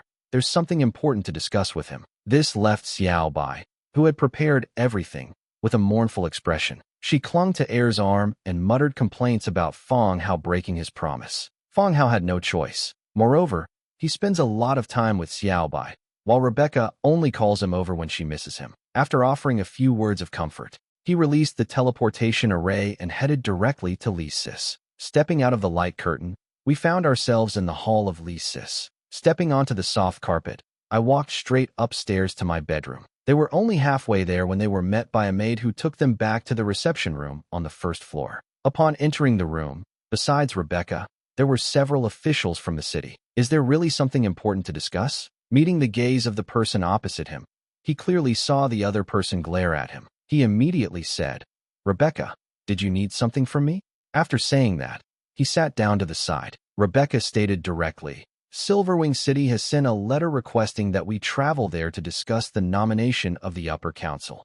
During this period, the council conducted a thorough investigation of the city of Lisis. Rebecca was very attentive and handled everything well. Some personnel have begun to be recalled to the front lines, and Rebecca, who played a crucial role in forging the alliance with the vampires, has naturally not been forgotten. This time, Silverwing City informed Rebecca that she could come over to discuss the matter. As the Lord of Lisis, Fang Hao naturally had to go along as well. "Didn't we already agree to this? What's there to discuss?" Fang Hao asked curiously. At the time, the Hall of Justice said that whoever could solve the problem should be nominated to the upper council. Now that Rebecca has resolved the issue, another negotiation has arisen. Rebecca, with a calm expression, explained, "The composition of the council is inherently very complex, involving the interests of many parties, so any decision is made very carefully.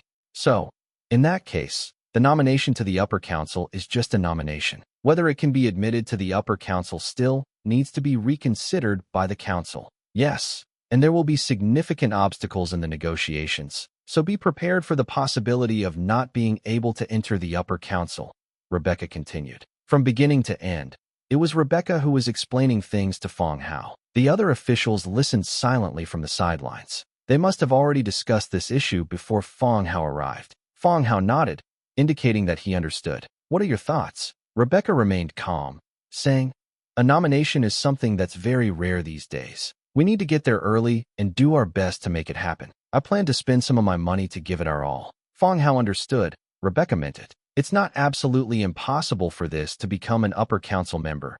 We need to make some initial contact beforehand. By making connections at all levels, one can gain the support of those who are not so firm in their stance." Finally, in the parliamentary vote, he supported becoming a member of the upper council. "That's possible, and I also have the money on hand. Paying money to acquire a position can be very beneficial for future development." "Okay, when do you plan to leave?" Fang Hao continued to ask. Rebecca replied, "Tomorrow." "So urgent. The parliament is in a hurry, and we need time to prepare." "Do you have a time constraint?" Rebecca asked. The only overlap in time was the negotiations in Quangling City. "I'm a little worried about Njia, but it shouldn't be a big problem. I'll just remind Njia, and with Copper Bull and Sinisura, there shouldn't be any major issues." Moreover, Fang Hao didn't take Quangling City, such a small city, seriously. He can take it down any time he wants. After thinking it over, she nodded in agreement.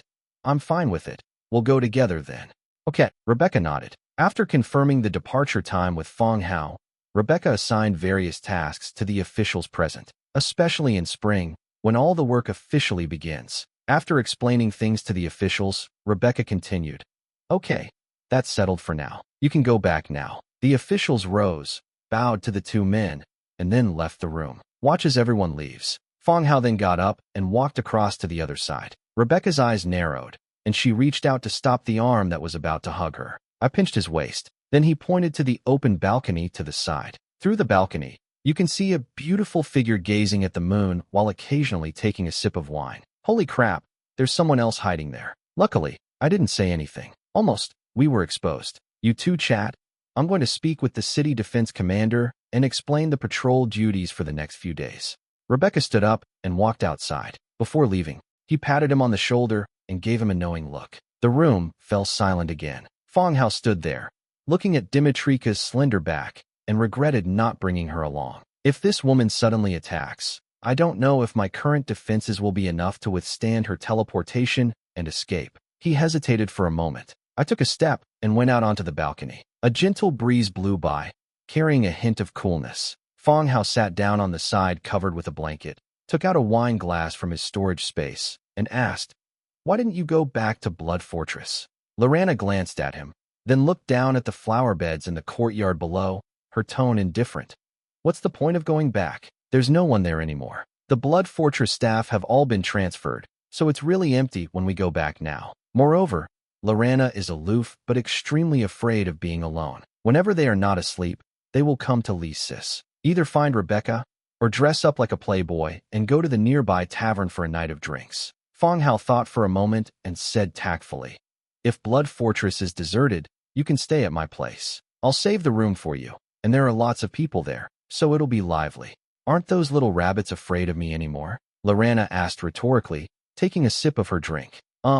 They're timid, so don't scare them on purpose." Fang Hao picked up the wine jug that was on the ground and poured himself a glass. I drank it all in one gulp, but it tasted like ordinary fruit wine, sweet and sour. Suddenly, I remembered that I had a dragon's dream that I bought from Succubus Bistro last time, which I haven't drunk yet. I've heard that even dragons love this kind of wine. As soon as it was taken out of storage, a rich aroma of wine instantly filled the air. Lorana, who had been gazing into the distance, also looked over curiously. After Fang Hao poured himself a glass, she took it and poured herself a glass as well. I casually asked, "When did you and Rebecca start to get closer?" Fang Hao paused slightly as he drank. Then she said, "Rebecca is a smart and intelligent woman. Both men and women actually prefer to be around her." Lorana pressed on. "How close?" "Oh, this intimacy through negative distance. We've done everything you've done and everything you haven't done." But he didn't dare say that to Lorana. After thinking for a moment, he said, "A confidant. That is, a close friend with whom you can talk about anything and help each other through troubles." Lorana nodded, seemingly understanding the idioms Fang Hao used. She raised her glass and took a small sip, just as it touched her red lips. She opened her eyes and coughed a few times. It seems the alcohol was too strong. Fang Hao picked it up and took a small sip. The taste was quite strong, somewhat similar to modern baijiu. It's quite different from the period when it was all about beer and fruit wine. This is Dragon's Dream from Succubus Bistro. I heard that dragons can sleep well after drinking too much of it. And if they can't, they can just drink the regular one. Upon hearing this, Lorana tilted her head back and drank the entire glass in one gulp. In an instant, a blush rose on her fair face. Fang Hao didn't dare to drink it like that. He smiled and still only took a small sip. Fortunately, this interruption made Lorana forget about the previous topic. He didn't pursue his relationship with Rebecca any further. Fang Hao leaned back and said, "Lorana." "Huh?" Lorana looked at him in confusion. "If you had the chance, would you leave here, leave us?" These words made Lorana frown, a hint of bewilderment flashing across her face. He paused for a moment before saying, "I won't leave." After saying that, I felt something was off. It didn't fit my aloof attitude. Then he changed his wording again. "I promise to help you build your territory, and I will naturally keep my promise." Fang Hao smiled. The two remained silent for a moment, then took a couple of sips of their drinks. He took out the Lorana amulet from his storage space and held it in his hand. "You said you wouldn't leave." Lorana glared at him, completely baffled as to what he was up to. "Here you go. I hope you'll consider this place your home and never leave us." With that, he handed the amulet to the other person. Everyone in the territory is actually quite afraid of Lorana. Not only is she strong, but she's also unpredictable, like a madwoman. But as time went on, Fang Hao didn't actually reject her. In fact, he was even a little afraid of her after she obtained the amulet. Returned to the Eternal Night City using the teleportation array spell on the amulet. That's why Fang Hao checked it repeatedly. Lorana had just taken a sip of wine and put down her glass when she saw the amulet presented to her. In an instant, her pupils contracted sharply. But he didn't take it. His expression changed quickly. After taking a deep breath, he asked, "Where are you from?" "Bought it from the vampire shop at Merchant Alliance headquarters," Fang Hao replied. This reminded Lorana of what Rebecca had told her the night before. Fang Hao always thinks about buying her things. Don't buy things randomly in the future. If I wanted to go back, I know the way, I would have gone back long ago. He grabbed the amulet, stuffed it into his pocket, and said indifferently, "I'll take the things, thank you." Lonely Night's Beauty. Lorana and Tobias increases your loyalty by 10 points. Current loyalty 92. A system notification appeared, and Lorana's loyalty increased by 10 points. Despite appearing indifferent, she actually values this amulet very much. Otherwise, in the past, when Bone Dragon or houses were given away, the price would only increase by 2 or 1 point. This time, it rose by 10 points in one go. But Lorana is right. She is free now. Besides, it's not like I don't know the way home. If I want to leave, I can go back to Eternal Night City. Whether she has this amulet or not, she can go back. I found myself considering Lorana's ideas because of my own thinking as a transmigrator's. The silver moon adorned the deep blue night sky, and the twinkling stars shone like dazzling pearls. The two suddenly fell silent, drinking their wine in silence and casually eating some of the side dishes that had been taken out. Lorana drank her wine, leaning back, supporting herself with her right arm, her long, slender legs crossed over her other leg. "You really like my legs?" "Oh, I've noticed that you always stare at my legs," Lorana said casually. Fang Hao paused, glanced at her, and saw that she didn't seem displeased. She said, "I just feel that stockings suit you very well, and they look great on your legs."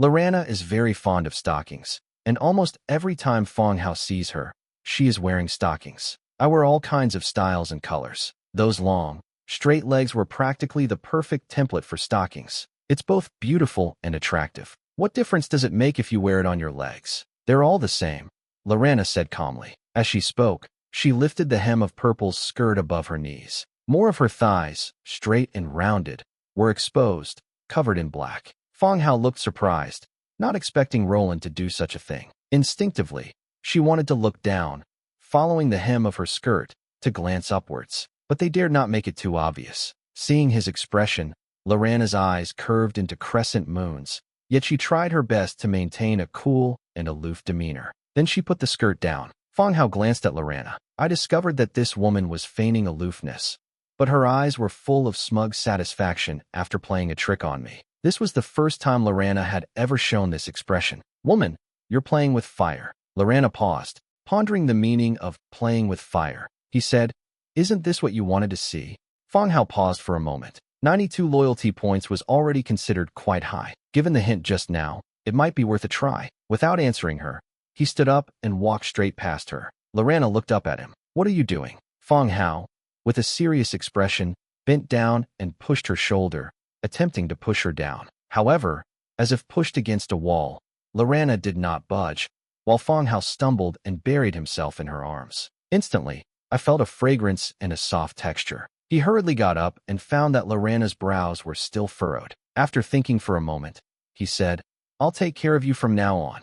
Lorana's face and neck flushed instantly, and she felt a moment of fear in the face of the somewhat domineering gaze. She turned her head away and said, "Don't go too far.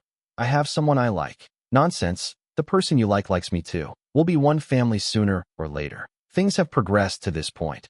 If we back down now, all our previous efforts will be in vain." He held her shoulders with both arms. He then kissed her. Lorana was startled, her eyes filled with confusion and panic. She hadn't expected Fang Hao to be serious. As the man's fiery breath drew closer, her mind became increasingly chaotic. This feeling was a first for me since my resurrection. I want to hit him, but I can't bring myself to do it. And, just as Rebecca said, she didn't actually dislike him that much. The lips were getting closer and closer to her. Lorana quickly turned her head away and covered her mouth. He muttered, "Don't think I wouldn't dare kill you." Given Lorana's personality, if she were truly angry and unwilling, she would have slapped him already.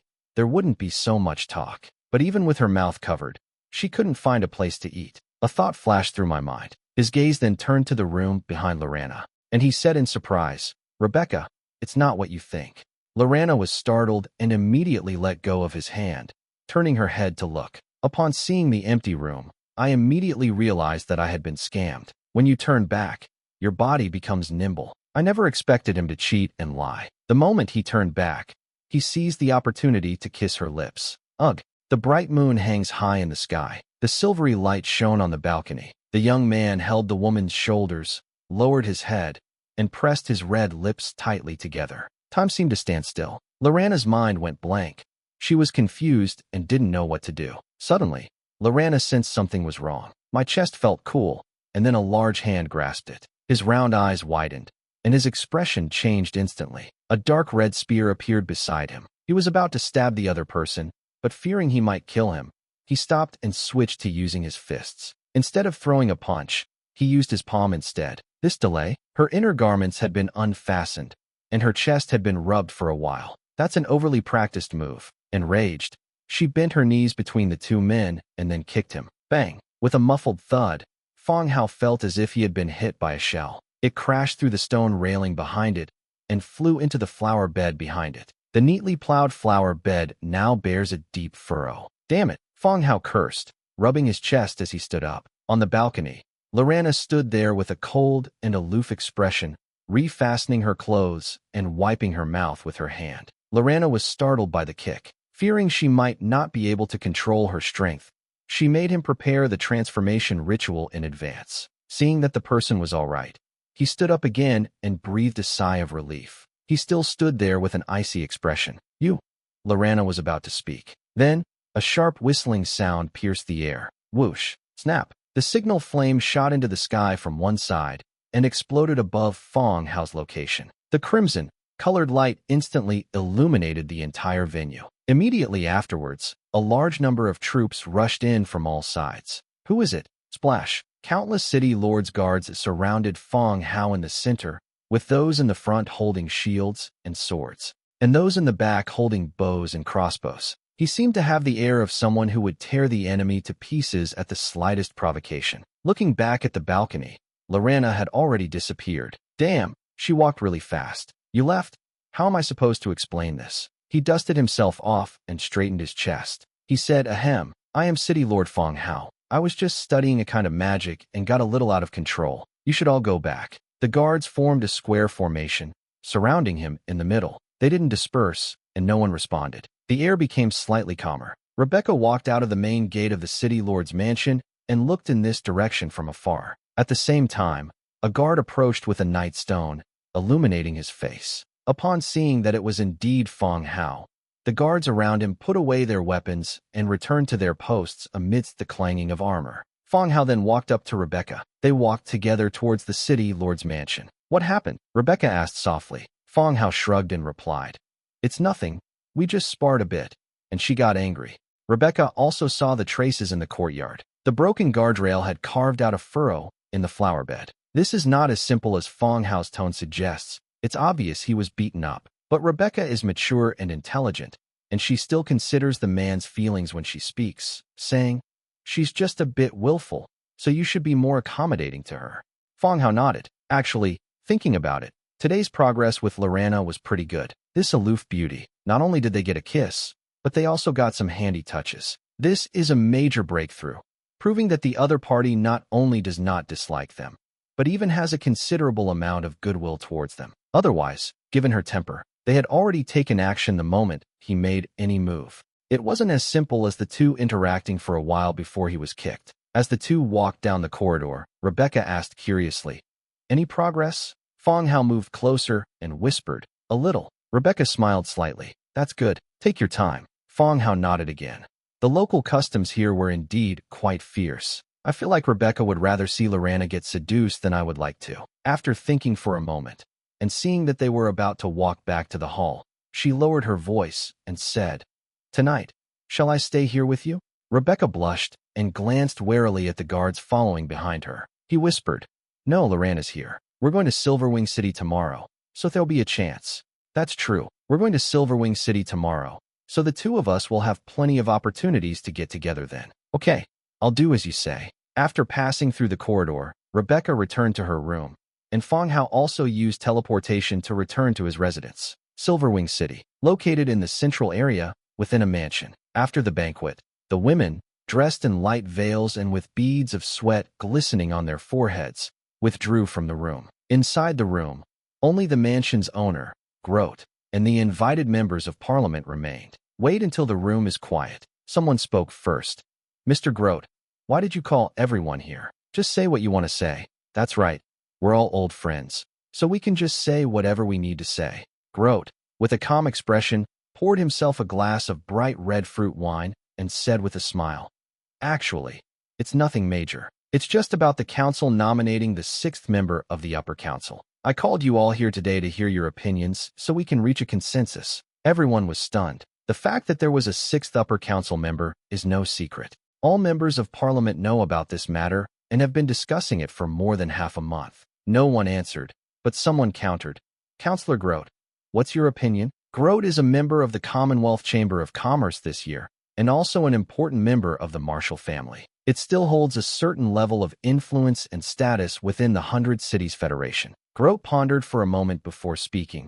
The nominee is Fang Hao from Lisis City, but everyone knows that she is actually Rebecca. Regardless of whether she poses a threat to the Federation, once she enters the upper council, the entire council's situation will change, and everyone will be affected. Once that was said, everyone present understood. Grote wanted to prevent Rebecca from joining the upper council. That makes sense, considering that Grote publicly accused Rebecca of more than 70 counts of wrongdoing in Parliament last fall. However, an oversight occurred at the time, and no valid evidence was presented. The charges were not substantiated. Rebecca might not be able to deal with him right now. If Rebecca becomes a member of the upper council, she will have the power to influence council decisions. Grote's days are clearly numbered. The moment Rebecca took her seat on the upper council was the moment Grote lost his seat as a member of Parliament. The crowd quieted down a bit. Someone said, "We certainly don't want another person added to the upper council." Well, whether one more person or one less person is no big deal to us. Many people want to remove her from her position in Lisis. She wants to join the upper council, but I doubt it. Exactly. To put it bluntly, 5 giants won't allow a 6th person to enter the upper council and take away their power. We don't even need to stop them. They'll be stopped at the top. What great things can a woman accomplish? Everyone expressed their opinions one after another. Their words indicated that they were not optimistic about Rebecca's chances of joining the upper council. But while they verbally mocked, not a single person explicitly stated that they would vote against it in the election. They had no irreconcilable grudges against Rebecca. Moreover, the more decentralized the power of the upper council, the better off the people below them will be. But since Grote is hosting a banquet today, they will naturally speak on Grote's behalf. As for what will happen in the future, we'll see. Grote listened, still smiling. After the murmurs subsided somewhat, Grote continued, "I will discuss this matter with His Excellency the Archbishop. In addition, if anyone here is willing to vote against it, the Chamber of Commerce will increase everyone's share this year." Everyone present was stunned for a moment. The Federal Chamber of Commerce is all about interests. Moreover, since the church is involved, Rebecca will definitely not be able to join the upper council. They were simply doing Grote a favor, while also hoping to receive assistance from the Chamber of Commerce this year. In an instant, everyone present turned into a smile. Since Mr. Grote has said so, we will naturally do as he says. Exactly. Rebecca, a woman, wants to get into the upper council? She's dreaming. Yes, we will never agree to that. Grote's smile is even better. He raised his glass and said loudly, "Thank you all." The others also raised their glasses and drank them down in one gulp. All right, let's continue the banquet. Grote clapped his hands again. The tightly closed door behind them reopened. The melodious singing drifted in again. Young women, draped in light veils and completely naked underneath, strode in. They embraced the members of Parliament present. The night was still, and moonlight shone through the window, casting a silver grid pattern on the floor. Lorana lay on the soft bed. Her gaze was fixed on the bright moon outside the window, her embroidered eyebrows slightly furrowed. "What happened today? I was drinking, and that guy actually kissed me and even groped me." She was dismembered and left in a coffin for 100 years, filled with hatred for the Red Duke who had deceived her and dismembered her. She also hated men. I thought I would never be interested in any man again, but I didn't expect to feel that way again when I faced Fang Hao today. She gently touched her lips, and the image of the man's sudden display of dominance flashed through her mind again. Although the other party used some tricks, she could still avoid them if she wanted to, but she still didn't dodge. It seems like he really likes my legs. A smile appeared on his face without him even realizing it. The night was quiet, and I began to think about the identities of the two of them again. One lives forever, while the other remains an ordinary human being. Even if Nielsen performs a transformation ritual on him later, he will either become an undead or a mummified corpse. Without mentioning her appearance, she's not exactly good-looking. If a man's body parts are no longer functional, and there are problems in their relationship, will conflicts arise between them? What if a conflict arises, and the deceased suffers emotional deprivation and resorts to passive-aggressive behavior towards you? Even so, the two have always had a good relationship. Should we stay together while we're asleep? Should they sleep in a wooden coffin or a stone coffin? Wooden coffins aren't moisture-proof and aren't good for the dead. Stone coffins are too hard, and vampires aren't the dead. They have nerves, so they'd be uncomfortable. Ugh, this is so frustrating. When she was with Rebecca, she never thought about these issues at all. Just as I was tossing and turning, my mind wandering aimlessly, the door was gently pushed open, and Rebecca walked in. Sit down in front of the dressing table. He removed all his headdress and ornaments, and looked behind him through the bronze mirror. She asked softly, "How did your chat with Fang Hao go?" Lorena's body stiffened. What else can happen? It'll just stay that way. From what he said, you two had a good chat. Bullshit, no way. Don't listen to his nonsense. Lorena jumped up and said immediately. Rebecca's face was beaming with smiles. He continued, "I do hope you two can get along well." "How?" "I hope you can get through this and live a happier life," Rebecca said softly. Lorena stepped forward and said, "I'm already very happy." Rebecca changed into her pajamas. She continued, "What did he do that made you hit him so hard?" Lorena blushed, thought for a moment, and ultimately couldn't bring herself to say that she had been kissed and held. He said, "He was looking at my legs." "Huh? You hit him for that? That's going too far." The next day, Fang Hao, along with Njia, from Merchant Alliance walked back through the buildings. Njia was carrying a lot of things in her arms, including large and small bags. The meeting with Rebecca was at noon, so Fang Hao bought a lot of things for Njia before leaving. To avoid any dangers in the negotiations with Quangling City, returned to Lord's Manor. Njia put the soft armor she bought inside her leather armor, moved around a bit, and felt a little uncomfortable. "This bulging thing is so uncomfortable," Njia complained. Fang Hao straightened her out and said, "It just feels awkward the first time you wear it, but you'll get used to it." "All right." Njia didn't say anything. While helping her, he continued to instruct her. Try to resolve things peacefully during negotiations. Even if the negotiations break down, don't take action on the spot. Wait until you're safe back before mobilizing troops.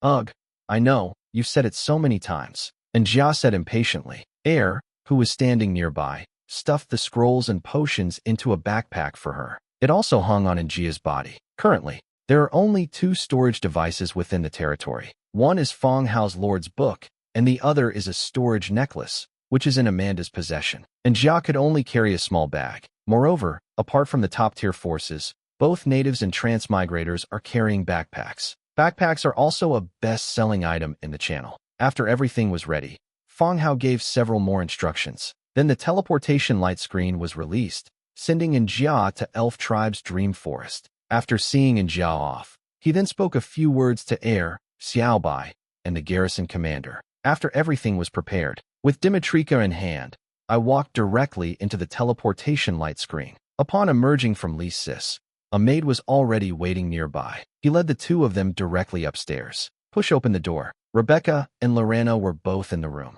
Rebecca was packing the items she needed to take, while Lorena just sat to the side. Her right leg was draped over her left, and black stockings covered her jade-like skin. A small shoe hangs from her toes, swinging in the air. His actions were so eye-catching that Lorena glared at him. He winked at Lorena. A slight blush appeared on Lorena's usually icy face. He turned away, looking sullen. Fang Hao glanced at Rebecca, who was writing something with her head down by the desk, and asked, "When are we leaving?" "We're leaving soon, so please keep these safe. You might need them later." Rebecca pointed to the wooden crates lying to the side. Fang Hao opened it, and a dazzling golden light flashed, so bright it hurt his eyes. It was filled with gold coins. and on the top layer, there were several Warfire cards. The amount is 10,000 per note. It seems that Li Sis City has all the cash it can muster. Fang Hao didn't care. After all, he was a wealthy landowner himself. When large customers purchase equipment in bulk, a single transaction can yield a profit of up to 1 million Warfire coins. He was prepared, but he only prepared large amounts of Warfire cards. Rebecca's coins can be used as spare change. After all, the amount on each Warfire card is quite large. This time, in order to get into the upper council, I have to suffer some losses and spend some money. Buy yourself an identity. This will lay the foundation for having a voice in the 100 Cities Council in the future. Store this box of gold coins in your storage space. Rebecca then handed the letter she had written to the official waiting outside. For more Lionheart Knights were transferred from outside to stay behind. After acting as a bodyguard, he returned to Fang Hao's side and said, "All right, let's go." Fang Hao nodded. He released the teleportation light screen and disappeared from the spot with the others. When they reappeared, the group had already arrived inside Lirong City. Lirong remains at Shantae Yao Fortress. It is estimated that he will be transferred back by the federal government in the near future. After all, she wasn't a member of the army, and her skills were only those of an apprentice. After the war ended, there was no point in her staying there. After explaining things to the guards who surrounded him, they boarded a carriage and headed towards Silverwing City along the road. With Lirong City as a teleportation point, the time spent on the road is saved. Before dusk, the carriage entered Silverwing City and settled into the mansion where they had previously stayed. Night fell. The two set off again, carrying the prepared gifts, and went directly to the residence of Rebecca's best friend, Olivia. On the way, in a horse-drawn carriage, Fang Hao sat in a soft chair, with Rebecca on his lap. She wrapped one arm around his neck, soft hips that wrap around thighs. It is as soft as cotton. Olivia is my best friend, and she will definitely support getting into the upper council. So let's go to her side first, Rebecca explained softly. Last night, before leaving, Rebecca contacted Olivia via the communicating conch shell. As her best friend, Olivia naturally welcomed Rebecca to visit her. Fang Hao put his arm around Olivia's slender waist and retorted, "Olivia isn't a member of parliament, so what's the use of whether she supports it or not?" When Rebecca heard the man say that about her only good friend, she turned around and lightly slapped him in annoyance. She said, "Although she is not a member of parliament, there are members of her family who are, and her husband is the head of the Hall of Justice." "Wow, Olivia's family is quite impressive." "Understood," Fang Hao said. The carriage creaked and groaned, and the road was bumpy. The carriage was filled with a pleasant aroma, so the fatigue from the journey was not noticeable. Finally, we arrived at Olivia's mansion. Led by servants, we passed directly through the courtyard and entered the mansion.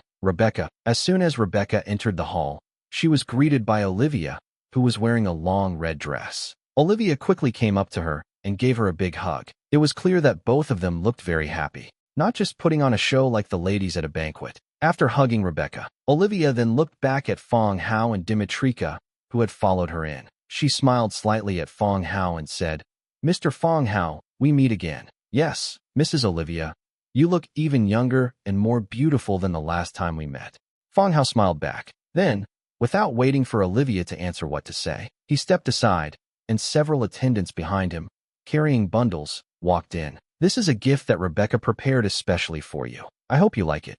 Olivia looked at the gift with curiosity. You can see the cosmetics, the dress, and the stockings that Rebecca promised to give her last time. Upon seeing that it was indeed just a gift between close friends, she smiled with satisfaction. He had the servants behind him take it all. After all, there are quite a few people who want to get closer to their husbands through her. After receiving the gift, Olivia then pulled Rebecca to sit down on the sofa next to them. She asked softly, "Why did you suddenly think of Silverwing City? Don't even mention missing me. You've hardly contacted me since you got married." As he spoke, he glanced at Fang Hao. Fang Hao, standing to the side, was also wronged. He had only seen Rebecca a limited number of times. "Sometimes we only communicate in the evening, and then we both have to go about our own business early the next morning. You don't know?" Rebecca looked at her curiously. "Know what? Li Sis has been nominated for the upper council." "What? That person is you?" According to the rules of the council, the nominee for upper council was the Lord of Li Sis, Fang Hao. But in everyone's eyes, the power was still in Rebecca's hands. Fang Hao was just a kept man. "What? Can't I do something big and solve problems for the Federation?" Rebecca puffed out her chest expressing her dissatisfaction. Olivia smiled and said, I'm just a little surprised. I didn't expect you to be nominated. He's my husband. Rebecca took Fang Hao's arm and pulled him closer. Olivia rolled her eyes, ignoring their public display of affection. The two women started chatting. From the recent changes, the conversation turned to who got married and how many wives, and which two families formed an alliance through marriage. The two women were talking about gossip that was often discussed among wealthy women. In fact, it's clear that Olivia never mentions things like federal decisions or government. She is a smart woman. Neither of the two women paid any attention to him. They were chatting happily, and they couldn't chat with the servants nearby. Fang Hao had no choice but to stand aside and casually flip through the Lord's book. Watching everyone bragging and chatting in the regional channel, I found it interesting to listen to these two gossip. After all, they didn't even know who the people they were talking about were. After some time, the two women continued chatting happily, seemingly discussing the haunted house of some old nobleman. In short, not a single word about serious matters was mentioned, but everything else was discussed. At this moment, the gates of the mansion opened again. A strong man, dressed in a nobleman's robe, walked in. Doherty, Hall of Justice, the leader stationed in Silverwing City. Upon seeing Fang Hao and Rebecca, Doherty was taken aback, clearly surprised by how quickly the two had arrived. Olivia smiled, stood up, took Doherty's arm, and said, You're finally back. Didn't you see? The two of them were sitting there holding hands. They were so affectionate. Doherty's gaze towards Rebecca and Fang Hao was cold and indifferent, exuding an air of authority without anger. Only when he heard his wife's words did a smile appear on his face. Yeah, absolutely. Olivia moved closer to him and said, Rebecca and I have some private things to talk about. If you're not busy, why don't you show Fang Hao around here? Doherty glanced at the two of them again. In the end, he didn't refuse his wife's request and nodded, saying, Fang Hao, come with me. Fang Hao glanced at Rebecca, stood up, and followed Doherty upstairs. I climbed the spiral staircase and walked through the long corridor. We stopped in front of a room. The door opened, and a servant went in first, lowered the nightstone chandelier, lit an incense stick, and then served hot tea and pastries. They were very proficient in their procedures. All right, come in. Dimitrika remained outside the door, while Fang Hao entered the room. Inside the room, Doherty sat down at the desk, and Fang Hao sat down in a chair next to him. Heroic heart. Doherty, Orange Tier 8 hero. I had seen Doherty in Parliament on several previous occasions. I sat far away on the high platform of the upper council. Even at this distance, Doherty's attributes are visible. The leader of the 100 Cities Federation is only Orange Rank 8. In terms of combat strength, he's about the same as Dimitrika. Doherty was a burly man who rarely smiled. It creates a sense of pressure without you even realizing it. Are you here about the upper council? Doherty asked, his voice low and cold. Fang Hao replied, I came to Silverwing City for upper council matters, and I'm here to accompany Rebecca to visit Olivia. Doherty looked up with some curiosity and took another look at the young man. It wasn't because of the answer I just gave, but because I was surprised by the tone of the other person's voice. In this federation, even the old nobles and members of parliament speak to him with trepidation and lack confidence. And right now, he's only in his early 20s. The young husband that his wife spoke of was calm and composed, showing no sign of restraint or nervousness. After carefully examining Fang Hao, Doherty continued, You are very calm. Fang Hao nodded, showing no interest in discussing whether he was being cold or not. It was quite a rare opportunity to meet Doherty alone. Fang Hao said, Now that Lisa's city has entered the upper council, I want to know the attitude of the Doherty chieftain.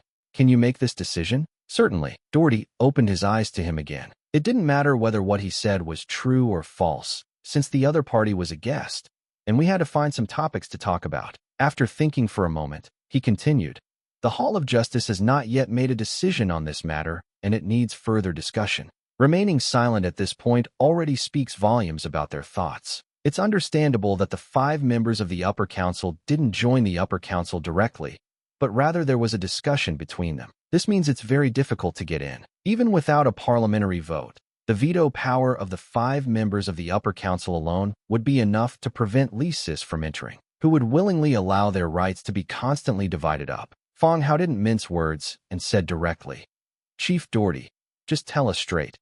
What kind of contribution do you need to make to the Hall of Justice in order for the council to fulfill its promise? Doherty frowned. His words implied sarcasm that he had broken his promise. He himself said that whoever solves the problem of the dead will be admitted to the upper council. This latest stunt is certainly infuriating, but at the time he was referring to nominating the upper council, not directly entering it. Contributions to the Hall of Justice? You're not that old, but you've got quite the nerve. Doherty leaned back, somewhat amused. 10 windpipe cannons. What do you mean? Doherty frowned. I have 10 5-tube dwarven organ cannons here. Merchant Alliance price. 50 million warfire coins. Fang Hao said calmly. Doherty frowned even more deeply, staring intently at the other person's face, to confirm whether he was joking with me. The dwarf organ cannon isn't about whether you have money or not. It's that dwarves don't usually sell their cannons. Boffing Mountain has windpipe cannon, but they are allies of humans and dwarves. You can only buy regular cannons. Windpipe cannons are not available. Only the Merchant Alliance auctions require each faction to provide valuable items. Dwarfs sell limited quantities of organic cannon. As soon as it was released, it was divided up by various forces. Can he produce it? Or is it the 10 gates? If so, why not place it in Lysis? None of these investigations yielded any information about the presence of organ cannons in Lysis. This is no place for jokes, Doherty cautioned. Fang Hao continued. I acquired these 10 gates at the Merchant Alliance spring auction. How about it? If you agree to let Lysis City join the upper council, I'll give them to the Hall of Justice. He was referring to the Hall of Justice, not Parliament. It's obvious they're trying to bribe Doherty. Huh, you think I'd believe you can produce 10 organic cannons? Doherty asked tentatively. Hey, Chief Doherty, look at your limited vision. It's just an organ cannon, nothing special. If it weren't for the fact that the Hall of Justice doesn't have one, I would have given a few to Queen Anastasia. Like I said, if you agree, these 10 cannons are yours, and I'll have the transmigrators trade them directly to you, Fang Hao said again. Since the relationship with Lizard Man is based on mutual benefit, they naturally wouldn't actually send a few organic cannons. It's just something they say to increase their own perceived value. Anastasia? Which queen? Doherty asked coldly. The Holy Dynasty's Anastasia queens. Humans like to call them Lizard Man. Do you know them? I have indeed collaborated with Lizard Man a few times, and our relationship is fairly close. Fang Hao picked up his teacup, glanced at it, saw no negative attributes, and took a sip to moisten his throat. Doherty narrowed his eyes, finding Fang Hao increasingly difficult to understand. Initially, he received information from both Parliament and his wife. Fang Hao is a handsome, fair-skinned young man who relies on Rebecca to support him. But now it seems that Fang Hao is far more complex than the rumors suggest. Doherty thought for a moment and said, just because Hall of Justice agrees doesn't mean the other four will agree. Fang Hao nodded. Chief Doherty, you don't need to worry about that. I will naturally negotiate with the other four. Just represent the Hall of Justice and cast your vote in favor. Doherty fell silent again. 50 million warfire coins, by your own vote. That's quite a large sum of money.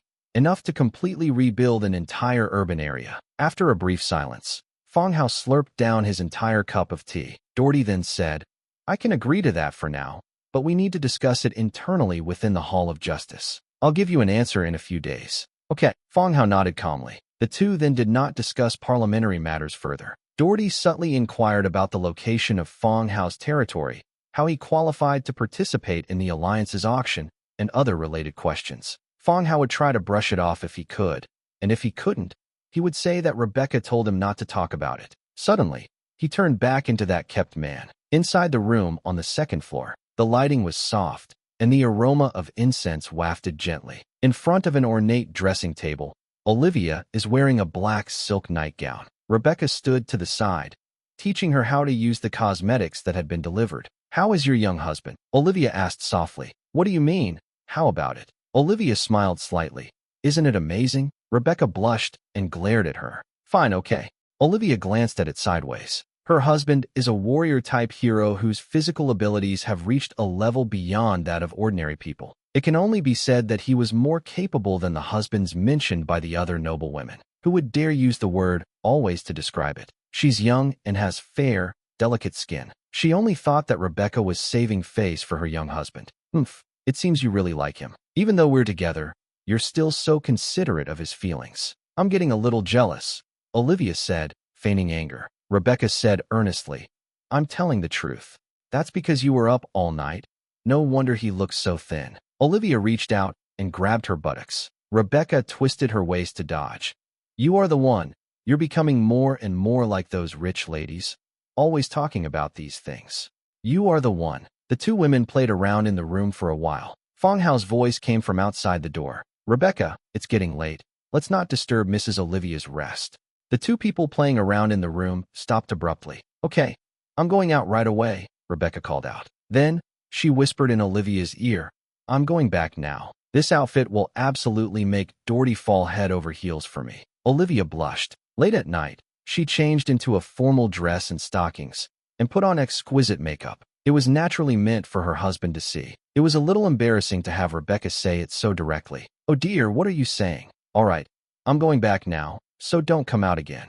After saying that, he opened the door and went out. She took Fang Hao's arm, and they walked outside together. Get into the carriage. They began their return journey to their residence. Rebecca sat on the man's lap without hesitation, wrapping one arm around his shoulder. Instantly, a woman's fragrance filled the air in the carriage. I don't know what the two women talked about in the room. When she came out, her face was rosy, her eyes were like water, and her plump figure exuded charm from the inside out. Fang Hao wrapped her arms around the slender waist, slightly lifting a slit at the hem. It reached under the thin fabric, soft, smooth, and full of elasticity. What's wrong? Why are you being so enthusiastic? Fang Hao leaned close to his ear and asked softly. If he didn't know that Rebecca and Olivia were genuine best friends, he would have suspected that the two of them had been playing some kind of game during this time. Rebecca, her breath sweet as orchids, said softly, No, I just missed you. What are you thinking about? Rebecca rolled her eyes and lightly slapped him. Did you talk to Doherty? Rebecca asked in a low voice. We talked, and judging from his attitude when we first talked, he had no intention of letting us into the upper council. The previous nomination was probably just a smokescreen, Fang Hao said directly. Judging from their initial attitude during the conversation, even Doherty's side had no intention of letting them into the parliament. Therefore, Rebecca's efforts to broker an alliance with the vampires were in vain. Although the vampires and the Federation alliance were already part of the plan, but I still feel a little uneasy about being fooled by the promises made by the parliament. Upon hearing Fang Hao say that Doherty's attitude was bad, Rebecca immediately became nervous. He disagrees? Fang Hao shook his head and continued. He didn't explicitly say he disagreed. I promised to provide the Hall of Justice with 10 organic cannons, and he said he would agree to it for now, and we'll discuss it internally later. A dwarf's organ cannon? How much is that worth? Rebecca knew a bit about weapons, equipment, and the dwarven organ cannon is also quite famous. Fang Hao, inside her clothes, spread his 5 fingers and pinched it. 50 million. Rebecca's eyes widened. Are you crazy? 50 million. Give it to him. 50 million is no small sum. Even if Lee Sis saved for several years, they still couldn't come up with this money. Moreover, this is only the first one we negotiated, and it's already worth 50 million. What about the other 4 people? The upper council elections have concluded, but they're still voting for the lower house. This money was spent without any regard for the consequences. Fang Hao smiled slightly and said, Hey, should we make a promise in advance? Just like when he promised us to join the upper council, and then there was a vote and discussion. Let's agree to it first, talk to him about everything, and see how it goes. If it doesn't work out, we'll just back out and not give it to him. Then you can say I'm a gigolo who doesn't know anything and talks nonsense. Rebecca looked at Fang Hao with some surprise. This is truly fearless. It's the first time someone from the lower house has tried to fool the upper council. But then I thought about it again, and it seemed perfectly normal. With Fang Hao's current strength, Doherty's is nothing. It's normal for people to test each other and haggle over prices. All right, you've already agreed, so I'll do as you say. Rebecca shifted her position slightly and continued. I've already arranged an appointment with the Archbishop. Go talk to him before noon tomorrow. The church. Fang Hao looked thoughtful. Previous incidents have demonstrated that the church is unable to ascertain the identity of its own allies. Moreover, the Archbishop seemed to have some prejudice against Rebecca. He himself carried the light feather-short sword and was not afraid of the church using interrogation. In any case, the church wouldn't dare to detain him directly, since Silverwing City is still controlled by the Hall of Justice. Furthermore, with Dimitrika, who possesses the ancient gift, he is unaffected by external circumstances. I'll speak with the Archbishop then. Test the waters with the church. It's just a matter of spending some money. After thinking it over, he nodded in agreement. Okay, I'll go see what the church's attitude is tomorrow. Well, the most important thing is the attitude of the Hall of Justice and the church. If they agree, we can proceed to the next step. Okay, by the way, which members of lower house do you plan to persuade? Fang Hao continued. Rebecca thought for a moment and said, the most important thing is the Mage Association. Although it is not a member of the Upper Council, its influence is even greater than that of the 3 city lords of the Upper Council. If the Upper Council passes, we need to find a way to persuade the Mage Association, as well as the representatives of the Workers' Association and the Alchemists' Association.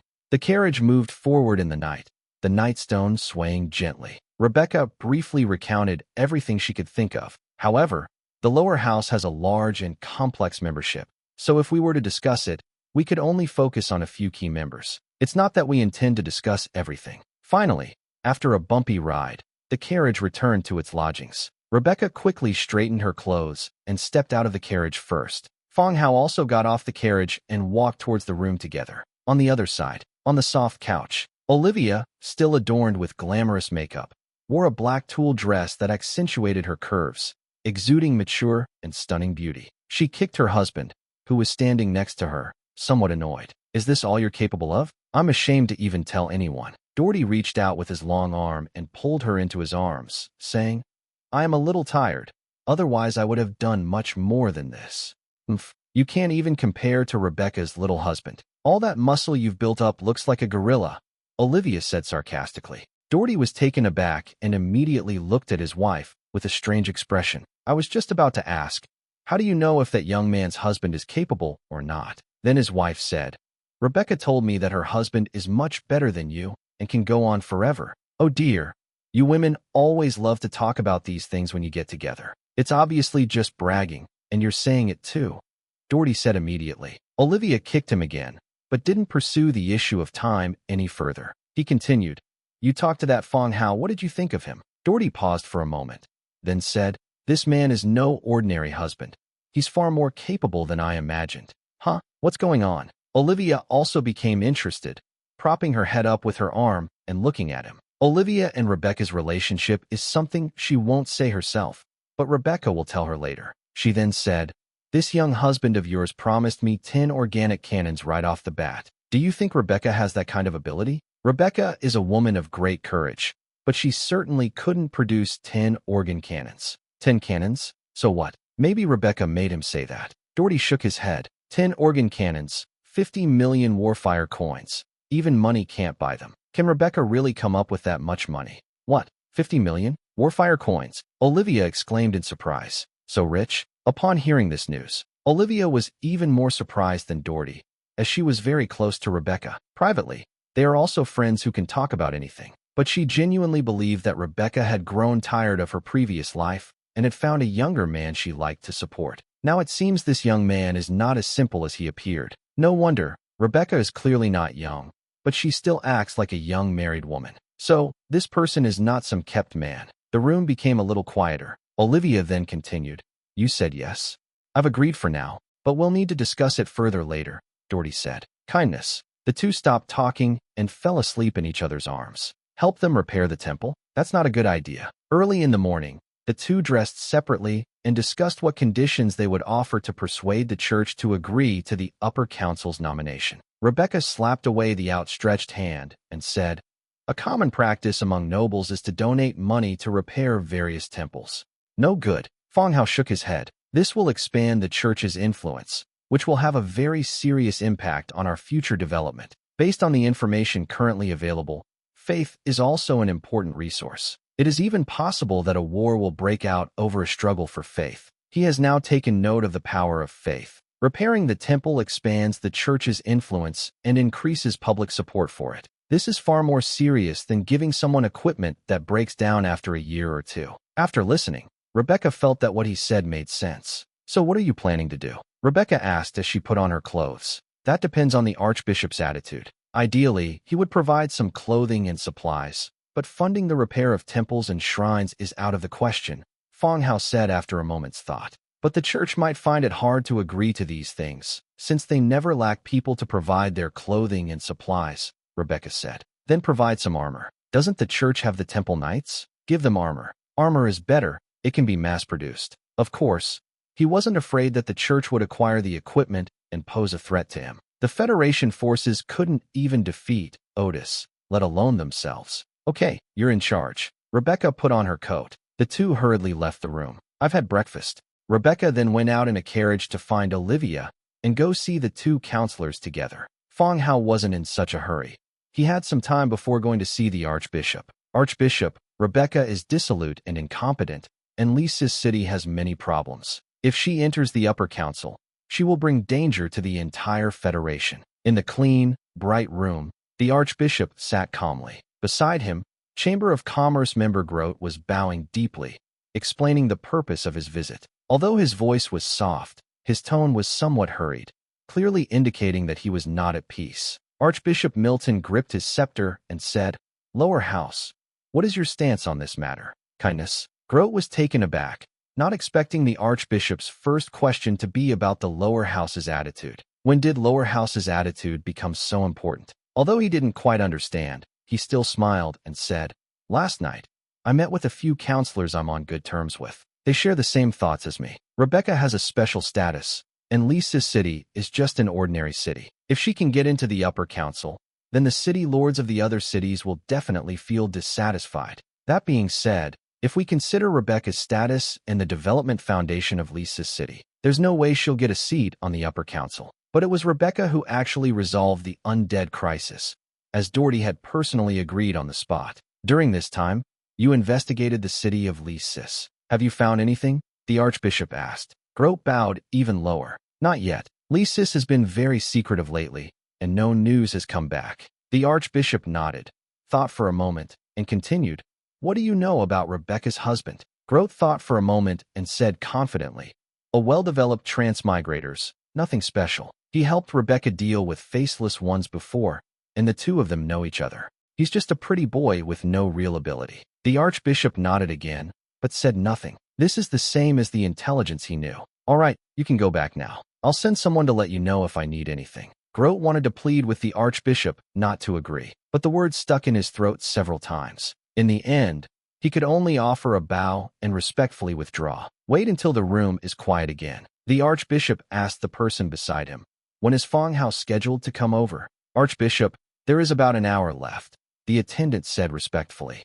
The Archbishop stood up, walked out of the room, and headed towards another room. Church. Inside the magnificent, golden hall, the Archbishop and several bishops sat high on seats at the top of the basilica. Looking down from above, they surveyed the young transmigrators below. Fang Hao originally thought it would be a meeting similar to Doherty, but unexpectedly, the church pulled this stunt. It's more like a trial for criminals. Fang Hao looked around at everyone present, his gaze finally settling on Archbishop Milton. He clasped his hands in greeting and said, "Greetings, Archbishop and fellow bishops." His voice was soft and calm, echoing through the hall. This location is too far from the Archbishop above to display the Archbishop's rank and grade. However, based on inferences, it should also be Orange's hero. After all, Doherty, the ruler of Silverwing City, is an orange hero. If the Archbishop were dark gold, the church would probably have controlled the city long ago. The Archbishop looked at him curiously for a few moments, then asked in a stern tone, "What brings you here? Speak." Fang Hao didn't hesitate and said directly. In order to persuade them, the church agreed to let Lisis City enter the upper council. Wow. The bishops began a heated discussion. Faintly, some whispers could be heard. Rebecca actually sent him over. Exactly. Rebecca is getting more and more arrogant. I think Rebecca knows she can't get into the upper council, so she's just arranging this person in as a formality to avoid gossip later. Yes, very likely. The hall was empty, and there were many vacancies in the bishop's seat. Some haven't returned from Shantae Yao Fortress yet. Although they were speaking in hushed tones, some of their voices still reached Fang Hao's ears clearly. Fang Hao remained calm and composed, his expression unchanged. After entering, the church did not discover any problems with his identity, which put his mind at ease. As for the trial-like situation at this time, Fang Hao didn't care. They only met once, and then took advantage of each other. Once you get past the church's hurdle, there will be plenty of opportunities to regain face later. The Archbishop tapped his scepter lightly on the ground, and the entire hall fell silent once more. His gaze returned to the transmigrators below, and he said, "Then tell me, how does Rebecca want you to convince us?" The others also looked at him curiously. Fang Hao said, Your Excellency Archbishop, I'll be direct. 5,000 assistant priest robes and 5,000 sets of blue quality armor. All we need is for the church to agree to let Lisis City enter the upper council. They were really straightforward, without any of the polite formalities or pretense among nobles. It's simply a matter of exchanging money. This kind of thing can't be put on the spot. The archbishop glanced down and paused briefly because things weren't going according to the script. Then he said, "These are the conditions that Rebecca asked you to propose." You could say that. "Rebecca, why didn't you come to tell us in person, but instead sent yourself?" a bishop asked. Fang Hao replied, "Rebecca was supposed to come, but she was called away by Mrs. Olivia at the last minute. So I came here to explain the situation to the archbishop and the other bishops. As far as I know, Lisis City doesn't have the resources to produce so many garments and armor," a bishop said from the side. Fang Hao replied, "You don't need to worry about that. If I can promise it, I will do it. As the leader of the Human Federation, I wouldn't dare to lie to the church." "Does Rebecca think she's capable of becoming a representative in the upper council?" another bishop said. "Lisis is developing very well, and Rebecca is also doing her best to solve the difficulties of the Federation. She has been appointed to the upper council, so she will naturally respond actively to the council's decisions. Given Rebecca's identity, how can you guarantee her loyalty to humans?" The bishops asked questions one by one, and Fang Hao answered them calmly. Regardless of whether the answer is good or bad, try to remain calm and composed. These issues are merely formalities. It all comes down to whether the church can be swayed by self-interest. When dealing with the church, one can see how amicable the Doherty issue was at that time. After everyone has finished speaking, no one from the bishops stood up to ask any more questions. Fang Hao's mouth was also dry from talking. After a brief silence in the hall, the archbishop then spoke, saying, "We still need to carefully discuss the matter of Lisis entering the upper council, and the results will be announced in the council later. Kindness, after asking it for so long, you tell me you disagree." Wrong. The archbishop's words remained vague. It seems they're already somewhat tempted, otherwise they wouldn't have reached an agreement. After thinking for a moment, Fang Hao continued, "If the church is willing to help Lisis City, I can increase the number of armor sets to 10,000. Based on the Merchant Alliance's market price, that's worth tens of millions. What the church needs to do is help a marginal and underdeveloped city. 10,000 sets. The room erupted in discussion once again. 10,000 sets is no small number. The total amount of foreign procurement by the entire federal government this year is close to this figure. However, Fang Hao promised to provide it exclusively to the church. Really, they're providing so much armor? And assistant priest uniforms.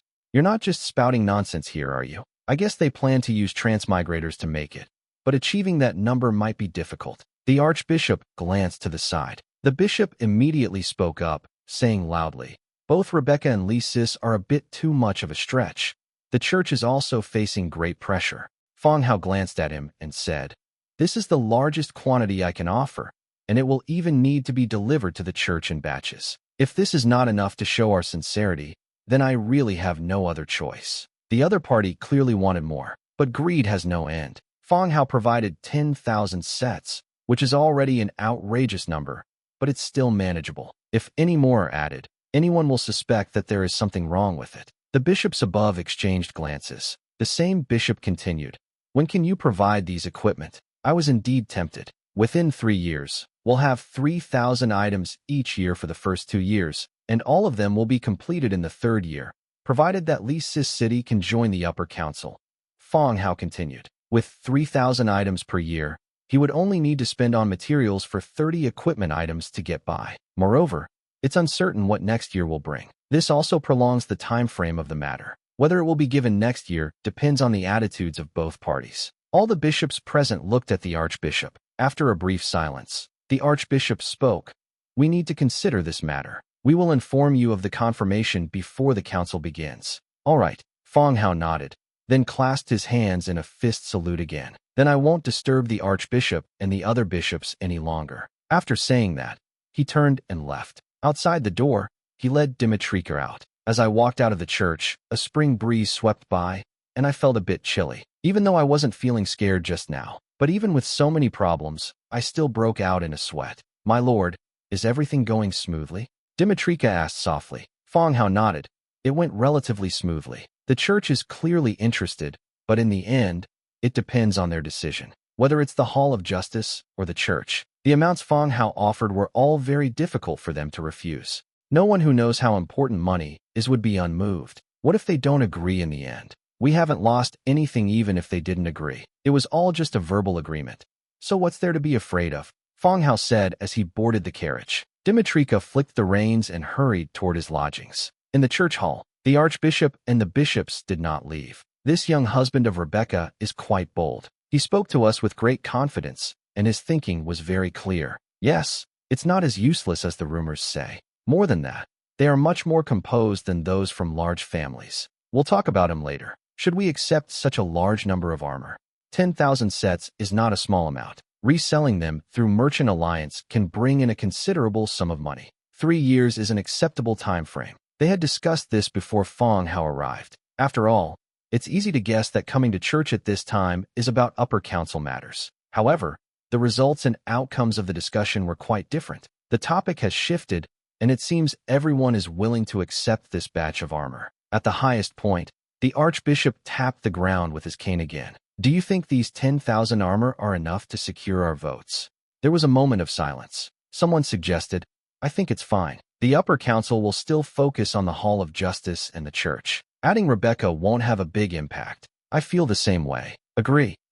Dream Forest, Eastern Boundary. Within 3 years, Dream Forest will need to pay Quangling City 500,000 Warfire coins, 30,000 strong male slaves, 50,000 pelts, and 20,000 units of ore. In the center of the border, on a flat, open area, a burly orc with a mane as bushy as a lion's. He was standing with one foot on the chair, loudly reading the information recorded on the beast hide. The golden sunlight made the somewhat thin beast hide translucent, revealing the patterns of little figures, gold coins, daggers, and other designs engraved on it. There wasn't a single word. Everything was replaced with pictures. 2 people sat opposite the mad lion orc. One is a silver-haired girl wearing leather armor and carrying a small leather bag across her shoulder, and the other is an elf tribe general wearing bright silver armor. The orc's negotiation area was rather rudimentary. Between the 2 armies, an open-air wooden table covered with knife marks and several chairs were set up. This created the negotiation venue we see today. Aside from the mad lion orc still reading the content from the pictures, all that could be heard was the howling wind. It's a bit uncomfortable for the ears. Finally, the mad lion orc slammed the beast hide in his hand onto the table. That's all. Upon hearing Fierce Lion Clan's terms, Elf Tribe hero Hiller's face turned unusually grim. Anyone could tell that Fierce Lion Clan was asking for an exorbitant amount. 10,000 slaves, 500,000 Warfire coins. This doesn't resemble terms for peace negotiations at all. It's more like the victorious force demanding reparations from the defeated force. Elf Tribe will not agree to any of these. If Dream Forest hadn't become an affiliated area of Fang Hao, this war would probably still be going on. The fight continues until one side is completely defeated, and Jia glanced at the mad lion orc opposite him and said, Finished? That's all, said the mad lion orc. Yes, these are all reasonable. I can agree on behalf of Elf Tribe, and Jia said directly. Hiller stared wide-eyed in disbelief. The orc opposite him was also taken aback for a moment. Then his expression brightened with joy. But before he could say anything, and Jia continued, Okay, when will Quangling City send the resources over? As soon as the resources arrive, I can guarantee the safety of Quangling City. The Lion Man's face, which had just been beaming with joy, instantly changed. After a long pause, he slammed his hand on the table and cursed. You damn idiot. You're the one who gave us these things, not the other way around. Go to hell, you're the idiot. And Jia suddenly stood up, degree to degree. The table was overturned. Immediately afterwards, a fist slammed down. Bang! With a muffled sound, the mad lion orc's body flew directly to one side. It rolled around several times with a gurgling sound. The entire arena fell silent instantly, both sides staring blankly at the scene. What's going on? Didn't we agree to come here to negotiate? They started fighting before they'd even exchanged 2 words. After a brief silence, the orc lion staggered to his feet and roared in anger. Both sides reacted immediately, drew their respective weapons, and charged forward. In the blink of an eye, the 2 sides were locked in a fierce battle, and Jia and Hiller, among the crowd, were also using their fists and swords to kill enemies. At this moment, suddenly, an orc shouted, "Look, what's that? Dragons. So many dragons. It's a dragon of the dead, all bones." Many people looked up. Then, several enormous bone dragons were seen rapidly approaching from behind the elf tribe. This was the first time the orcs of Quangling City had ever seen a dragon, even a skeletal dragon covered in iron armor. Whoosh whoosh. A series of whooshing sounds echoed through the sky. Several bone dragons swept overhead, and as they passed over Fierce Lion Clan, they suddenly descended, leaving behind streaks of black energy. Sweep across the enemy's camp. The corpses, with each breath, began to shed their flesh and blood, turning into scattered white bones on the ground. Damn it, it's the dead. Run, run, they are the dead. In an instant, the Fierce Lion Clan's camp began to fall into chaos. The orc soldiers fled in panic, some even charging directly into the elf tribe's ranks. The Mad Lion orc, his face grim, stood still and loudly issued commands. At that moment, Jia and the fairy Hiller rushed over at the same time. After a flurry of punches, the Mad Lion orc shut up. Jia lifted the wooden table, stood on it, and surveyed the scene. He shouted the order. "Pursue them all. Leave no one alive. Avenge our fallen comrades at Elf Tribe." After saying that, he charged towards a fleeing orc, and the elf tribe that followed soldier roared as he chased after the fleeing orc. Aside from the special orcs, the elf tribe moved much faster than the orcs in the woodlands, quickly catching up with them and engaging in a fierce battle. Shouts of battle and cries of agony filled the entire area. The rear area. Copper Bull stared wide-eyed at the returning team in astonishment. They returned after less than an hour of negotiations, still carrying truckloads of weapons stained with blood. What is equipment? If I had known, I wouldn't have bothered with the judgment. Let's just start fighting. Copper Bull, Quangling City actually made a move. Negotiations failed, and Jia said directly. Copper Bull glanced at Hiller beside him with a puzzled look, noticing that the other man had no expression. This made me even more skeptical of the truth of that statement. However, since Fang Hao had entrusted Jia with leading this matter, he could only ask, "So what do we do now?" And Jia stood on a rock and said, "Copper Bull, immediately summoned the undead soldiers. Hiller, tell Sinisura this message and at the same time, gather the fairy soldiers to prepare for an attack on Quangling City." Copper Bull and Hiller exchanged a glance and nodded simultaneously. Yes. After the explanation was given, everyone dispersed. Inside dungeon, and Jia, carrying a leather bag and with her hands behind her back, walked down from dungeon. There was only one prisoner, a Mad Lion orc. Hearing footsteps, the wounded lion man glared at her with resentment, and Jia smiled slightly. "Evely, you still don't recognize me? I used to beat you up when we were kids."